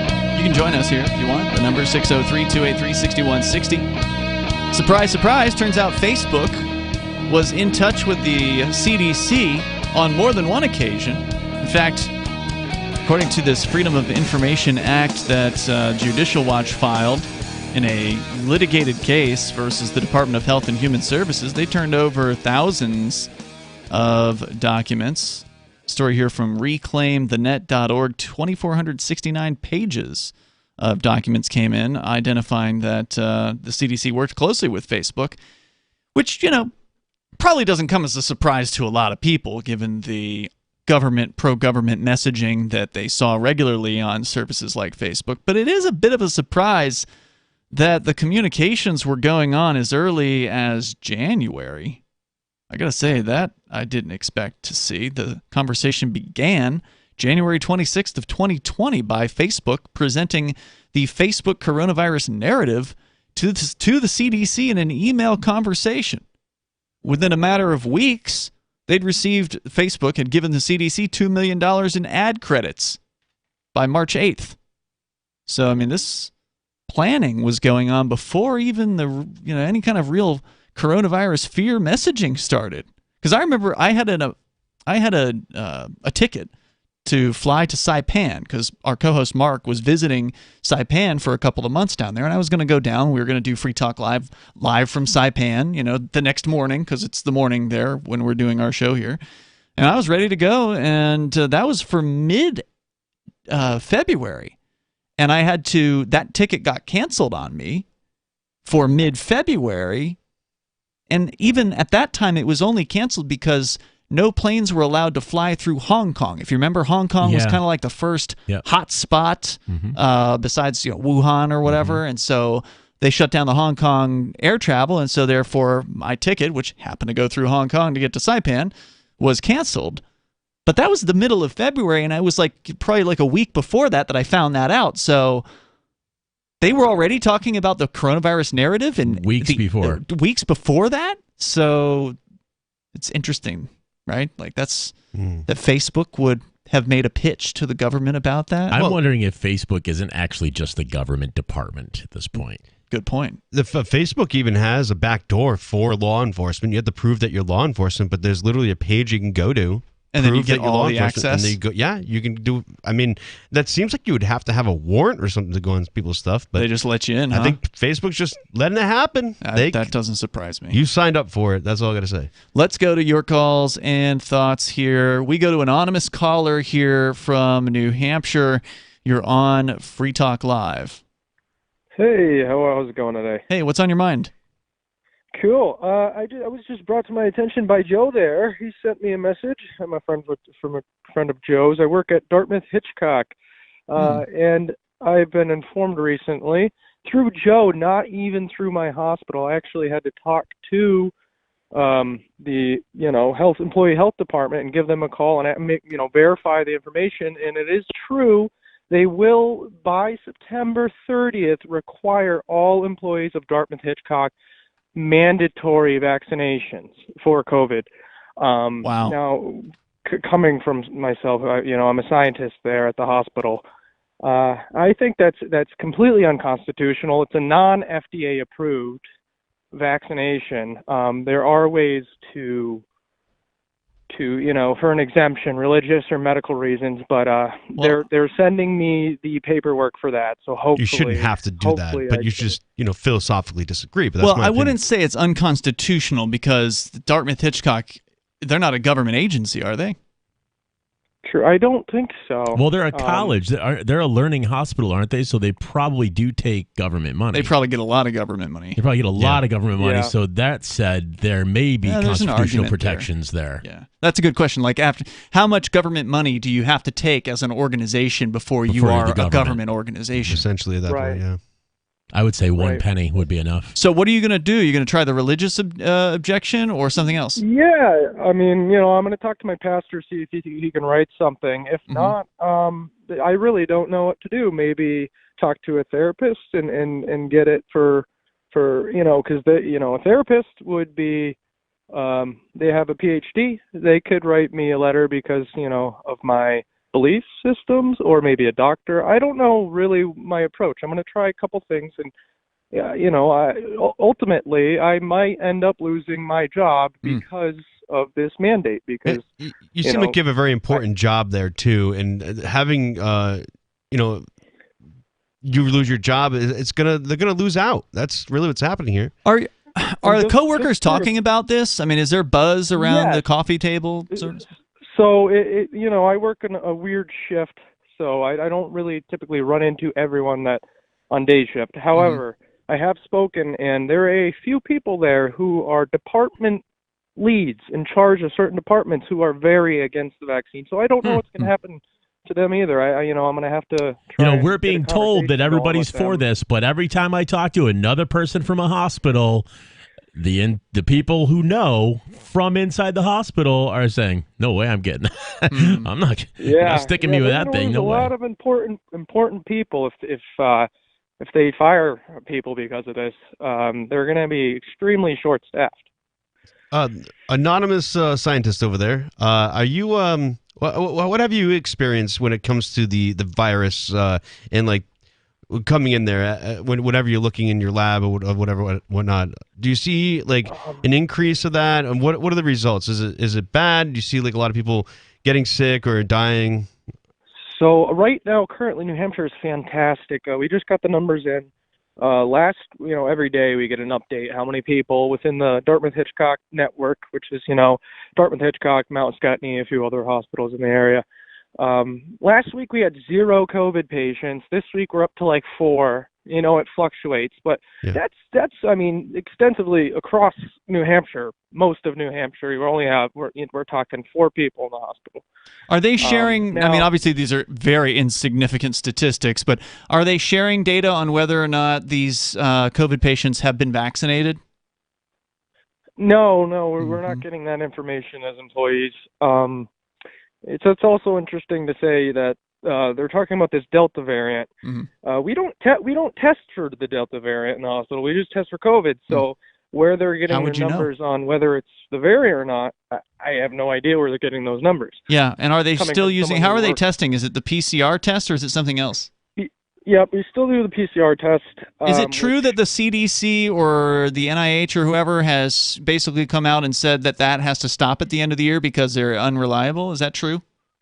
I haven't heard anything like that, but I wouldn't be surprised if it wasn't unreliable because, to be honest with you, it's not the old school ways anymore. You're not actually running the tests in a test tube, etc. You're taking a swab, sticking it in an analyzer, and it spits out a result. So how much I can trust that, I don't know. It could be that's your official scientist statement. And that's a scientist speaking right there. If you could you actually find a way to test things? Yeah, you could actually do the physical testing, and of course it takes much longer without the automated machine. But you kind of got to put your trust in the machines at this point because we're just running so many samples. You'd need a whole staff full of 20 people to run them if you wanted to do it the old-fashioned way. Thank you, anonymous caller. I appreciate you calling in tonight with the information and what's happening science behind the scenes there. So I appreciate it, and hopefully they won't know it's you. So thanks for the call, and good luck with the exemption. I appreciate it. Thank you for calling. All right. So, and Friendly in our DLive chat room says they've never even isolated a Delta variant. It is statistical nonsense, according to him. So if you want to join us, join the discussion, you can here, 603-283-6160. Bring up whatever is on your minds. A little bit more here on the CDC working hand in hand with Facebook. They've got the documents. They've got the papers here to prove it. And, of course, you can bring up absolutely anything that happens to be on your mind. Plus, 3 out of 4, or nearly 3 out of 4 Americans support reinstating mask mandates if COVID-19 cases rise. Let me hear their voices in real life. We're coming up. This is Free Talk Live. You can join us. We have some good news. The indictments against Ross Ulbricht in the District of Maryland were dismissed with prejudice, meaning they can never be refiled. This is especially good because those indictments contain the only charge ever made that Ross engaged in murder for hire. This was a serious allegation that Ross Ulbricht denies. It was never prosecuted or ruled on by a jury, but was trumpeted by the federal government and the media as if it were proven fact. The Maryland court held these indictments for almost 5 years, poisoning Ross's case and leaving him under a cloud of unproven allegations.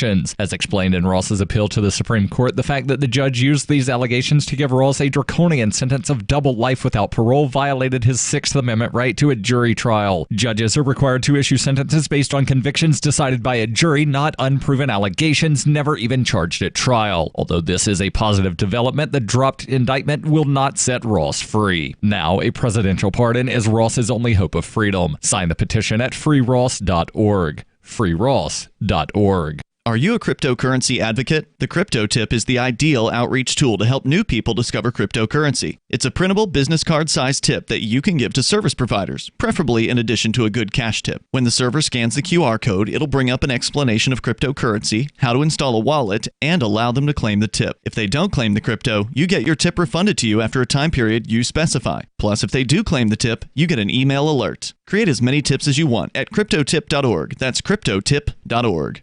Some of you asked, and now we've delivered. LRN.FM's live Keene, New Hampshire studio shows are now streamed in HD on Twitch. Visit our channel at twitch.lrn.fm and give it a follow. If you have Amazon Prime, you get 1 free subscription on Twitch. If you use it on our channel, Twitch will give LRN.FM a monthly piece of your Prime subscription cost. So please watch, follow, share, and subscribe to twitch.lrn.fm. That's twitch.lrn.fm.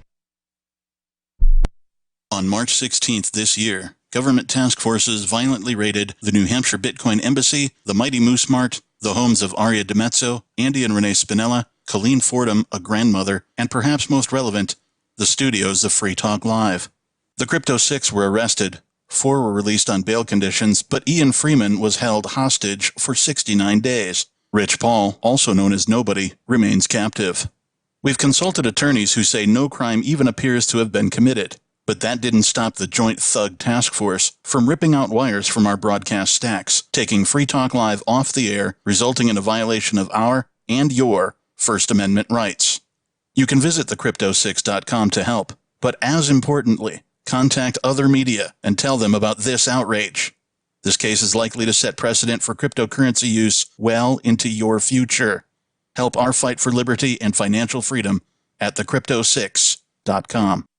If you want to know the latest about Free Talk Live before we go on the air, all you need to decide is how you want it delivered. It's your choice. Visit news.freetalklive.com to receive our usually weekly news updates by email. Plus, we have a Twitter account at twitter.freetalklive.com, and you can follow us on the decentralized Mastodon platform at toot.freetalklive.com. So please follow us at toot.freetalklive.com and sign up for our emails at news.freetalklive.com.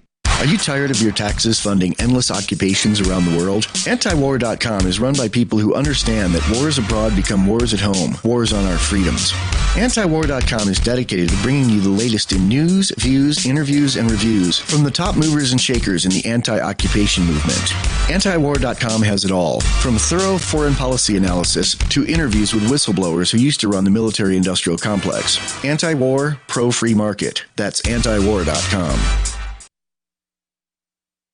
Don't miss a moment of Free Talk Live. Get our archives daily via our podcast at feeds.freetalklive.com.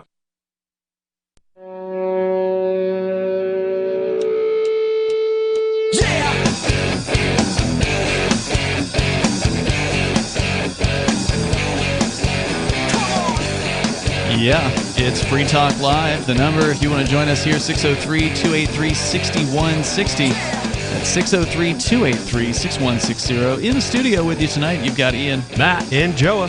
We've been talking about some cryptocurrency news, specifically that, surprise, Facebook working hand in hand with the CDC. Yeah, you knew that. But did you know they were working with them as early as January 26th of 2020? That came as a bit of a surprise to me. That says that they were part and parcel to this whole process. This entire thing is choreographed. From step zero. You know, they didn't just come in later on to help. They were pitching the government before anything really started happening publicly about this. So if you want to comment on that, you're welcome to. Then you got this supposed study here. According to thehill.com, nearly 3/4 of registered voters. Now, mind you, that's not all Americans. That's half of Americans, right? So only a portion of the American population is registered to vote. Yeah. So this isn't really an indicator of what Americans think. It's just what registered voters think. But that said, according to a Hill-Harris-X poll, that nearly 3/4 of voters support reinstating mask mandates in their area if there's a spike in coronavirus cases. Now, when I mentioned this in the last segment, Matt, you said, let me see the real people. You don't even buy this. I don't buy it. 74% of registered voters in a survey from last month said they support reissuing a mask mandate if their area experiences a rise in cases. That includes 46% who strongly support bringing back mask mandates and 28% who somewhat support the idea. Only 26% of respondents said they oppose such a move, including 12% who somewhat oppose and 14% who strongly oppose. Now, I'm wondering, like, if this is even a real poll that was taken, if this is not just pure fabrication out of thin air, if these are real people that were polled, do they understand the word mandate? Meaning, are these people who are saying, yeah, sure, I'll wear a mask if they ask us to again? Or are they saying, yes, anybody who doesn't wear a mask should be shot? crushed? Yeah. You know, should be thrown into jail drawn cell? and quartered in the streets. You know, I don't know about that. That's an interesting question. I wonder what their wording for it is. I think they're asking a question they want a specific answer to, so they're asking the question in a specific way so that they'll get a specific response, and they can say, "Yep, see, everybody supports subjugation." The actual question that they asked, according to the poll details here, is some places in the U.S. are seeing a rapid rise in COVID-19 cases despite vaccination efforts. If there were a spike in your area, would you support or oppose reissuing mask mandates? According to the stats, 93% of Democrats said they support reinstating mask mandates. That sounds believable. If their areas see an upswing in COVID-19 cases, along with 71% of independents and 59% of Republicans. Now, to be fair, it was only 957 registered voters that were surveyed. It was an online poll, so it's not clear how they got the respondents. But that's online polls. As much as I like how that we can like influence them, I really don't trust them, because if it just like if they stay within certain circles, they become dominant in one sense or another. I see a lot of like libertarians, because that's where I see a lot of news and stuff. Sure, we run spreading in these circles. polls, and then guess what? We're going to win on the poll. I'm not saying that that's the way it shouldn't be, because I wholeheartedly support the results sometimes when that happens. But in the same instance, like if it's shared between lefties or righties, that they're going to see those results come about, because that's the circles they influenced. The number here is 603-283-6160. A little bit of good news in the crazy COVID crackdown world. Did you guys hear about the Huntington Beach restaurant where, California, you think everybody's obedient, they're doing what they're told? Well, there's one restaurant, Basilicos. It's I believe it's an Italian place. Basilicos Pasta e Vino in Huntington Beach is telling patrons that they have to be unvaccinated All about it. to work at their restaurant. The video of this restaurant, the guy looks like he's a total like Gambino, Awesome. like goon, but he's doing the right thing here. The sign on the door says, "Notice: proof of being unvaccinated required, and then there's a broken syringe graphic on there. He's not going to get anyone. In California? Well, I don't know, man. There's a lot of people in California. No, you have to prove that you're unvaccinated. Right. Right? How It's do you a prove joke. that? You can't prove that. Obviously, it's a Okay. joke. I mean, there's no way you can prove that, but it's going to keep the people who are vaccinated the hell away, right? Well, They're I guess gonna be I afraid. let the people in that are hugging everyone on the street, Yeah. like free hug guy. You got to give a hug to the guy up front to Absolutely. get in. There you go. In fact, free dessert for that guy right there. Yeah, exactly. In smaller print below the broken syringe graphic, it says, "We have zero tolerance for treasonous anti-American stupidity. Thank you for pondering." And according to the news report I saw on this, there's a line to get into this guy's restaurant. I bet. Nice. So, according to the Los Angeles Times, when restaurants across California halted indoor dining as the COVID-19 pandemic took hold in March of 2020, Basilico's Pasta e Vino in Huntington Beach continued to welcome patrons. When officials issued an order for establishments to mandate face coverings to stem the spread of the virus, the Orange County Eatery declared itself a mask-free zone and required that diners remove them before entering. So these guys were taking a stand the whole time. Nice. I don't know how we didn't hear about it. Because, we were getting heads Well, up on some of these businesses that were pushing back. I think a lot of that stuff gets buried by the news. Buried Oh, sure. immediately. There's algorithms and there's ways to bury stuff on the internet, and I think it happens. This week, the Italian restaurant issued another decree. Proof of being unvaccinated is required That's for entry. amazing. It's an offer I can't refuse. 2 signs bearing the message were taped to the windows of the restaurant, which is nestled between a gym and a sustainable beauty salon in a small strip mall in Orange County. Quote, "We have zero tolerance for treasonous anti-American stupidity," the sign reads. Although an employee confirmed the eatery's not actually checking patrons' vaccine status, the signs appear to be a poke in the eye to those who support vaccinations and other measures to stem the growing spread of the virus, which is exactly what it is. I mean, he's just basically saying, we don't want your kind around here. Sure. If you're an obedient serf, Get we out. don't want to serve you, which is amazing. I mean, that's to do something like that in California. It seems so counter to what you would expect. Just out of curiosity, where's Huntington Beach? Is that Orange County? It's Orange County. Yeah. Orange County tends to be very right leaning. Is that right? Yeah, Orange County's like if you're Republican in California, That's you where live you in live? Orange County. Yeah, because I remember Huntington Beach made the news last year for a beach protest where large number of people were out protesting in the streets, like huge numbers of people. It's like surprisingly for California. It's also a powerful illustration of the backlash against vaccines in some quarters, despite overwhelming evidence, says the LA Times, they're safe and strong protection. Officials have been fighting to get more people vaccinated as COVID-19 infections rise, but are facing skepticism, misinformation, and political opposition from the right. Let's see here. This is Basilico's owner. His name is Tony Roman. He said in an email to the Los Angeles Times he was fighting government policies he says are harmful. Quote, "With warning signs of another impending lockdown and many business owners again emboldening those who I refer to as the lockdown tiny tyrants, this time by imposing proof of vaccination policies," which is happening in a lot of places in California right now. San Francisco, Los Angeles County, businesses are choosing by their own supposed volition to mandate vaccinations for their customers. Suckers. He says, "We choose to fire another missile of defiance to further make our point in defense of American liberty and freedom," he said. I want to order some baked ziti from this guy. Right? Send it here.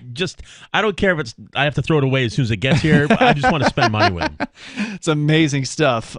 So kudos to this guy. Again, the place is called Basilico's, and it's in Huntington Beach. Basilico's Pasta e Vino. And, if you're going to lose your business, I mean, most business owners are pretty obedient. They just want to do their business that they got into, to serve their customers, and they just want to stay in business and pay their employees and make their customers happy. But if you're going to go out of business, you might as well take a stand. Yeah, Throw stick some to your punches principles. and cause some broken noses and Go black down eyes fighting. on the way you're out. Stick to your principles, like show people what you really mean and what you want in this world. If you're going to be going anyways, But most of these people don't have those principles. Their principle is mostly to just make money. And there's nothing wrong with, that's trying a to great make money. motivation, But they think that the only way they can do it is by doing what they're told. Because Right, if they don't, right. then men with guns are going to come in Oh, fair enough, yeah. and ruin their opportunity. So I don't blame people for being afraid out there, but boy, people like this and those gym owners in New Jersey that stood up against the New Jersey gang, those guys were fantastic, and he continues to be fantastic. Well, we Ian Smith from that gym, awesome. Now, you're saying that the people are afraid of men with guns. Well, there's going to be a tipping point. They don't realize that they're going to push people over the edge. And, maybe this guy is just giving up now before it gets there. Well, this guy's not giving up. Well, essentially, he's putting himself out there. He's standing up. He's willing to take the flack. Yeah. And kudos to him for it. Again, Basilicos, check him out if you're in Orange Beach. Absolutely. And Huntington Beach. Yeah, and maybe there is something they could sell you online. Maybe it doesn't have to be some sort of dessert. Some T-shirts. Order some hats. dessert or something like that. Yeah. Pop it in some dry ice. Send it over here to New Hampshire. Good luck, Tony. See you tomorrow night. freetalklive.com. When Monster Hunter International discovers one of Isaac Newton's wardstones being auctioned off, they decide to steal it and use it to destroy the Chaos God once and for all. But a mysterious thief upends their plan, and it soon becomes a race against time as something much older and infinitely more evil awakens in the jungles of South America. Monster Hunter Bloodlines by New York Times bestselling author Larry Correia and Baen Books. Visit monsterhunternation.com for more. Are you tired of governments murdering people around the world? Stop using their money. There is an alternative. Bitcoin is a stateless free market non-political currency. Bitcoin cannot be inflated or controlled by any government. By using their money, you are helping the state. Stop doing it. You have an incredible alternative available now. Learn it, use it, spread it. Get started with Bitcoin at bitcoin.com. That's bitcoin.com. I'm a little obsessed with My Magic Mud. Several years ago, I met Jessica Armand, the founder and CEO of My Magic Mud, and I didn't even know my teeth were coffee stained. A week's worth of use convinced me, and now I use it every 3 or 4 days. It's clinically proven to whiten teeth, and I think it cleans better too. My Magic Mud's available at most local health food stores, Sprouts, Natural Grocers, CVS, Walmart's Natural Beauty Aisle, but I can get it for you for 20% off with coupon code FTL20 at mymagicmud.com. FTL20 mymagicmud.com. The LRN.FM social media channels have been revamped. We've eliminated Facebook and focused on other platforms like Twitter and Mastodon, the decentralized alternative to Twitter. On our accounts, you'll find posts from multiple LRN.FM show hosts together in one place. Follow us on Twitter at twitter.lrn.fm, or better yet, move to the decentralized Mastodon social media platform at toot.lrn.fm, toot.lrn.fm. I think you'll like it. This is the Liberty Radio Network, broadcasting the latest liberty-oriented audio content 24 hours a day at LRN.FM. From Feature Story News in Washington, I'm Rebecca Foster.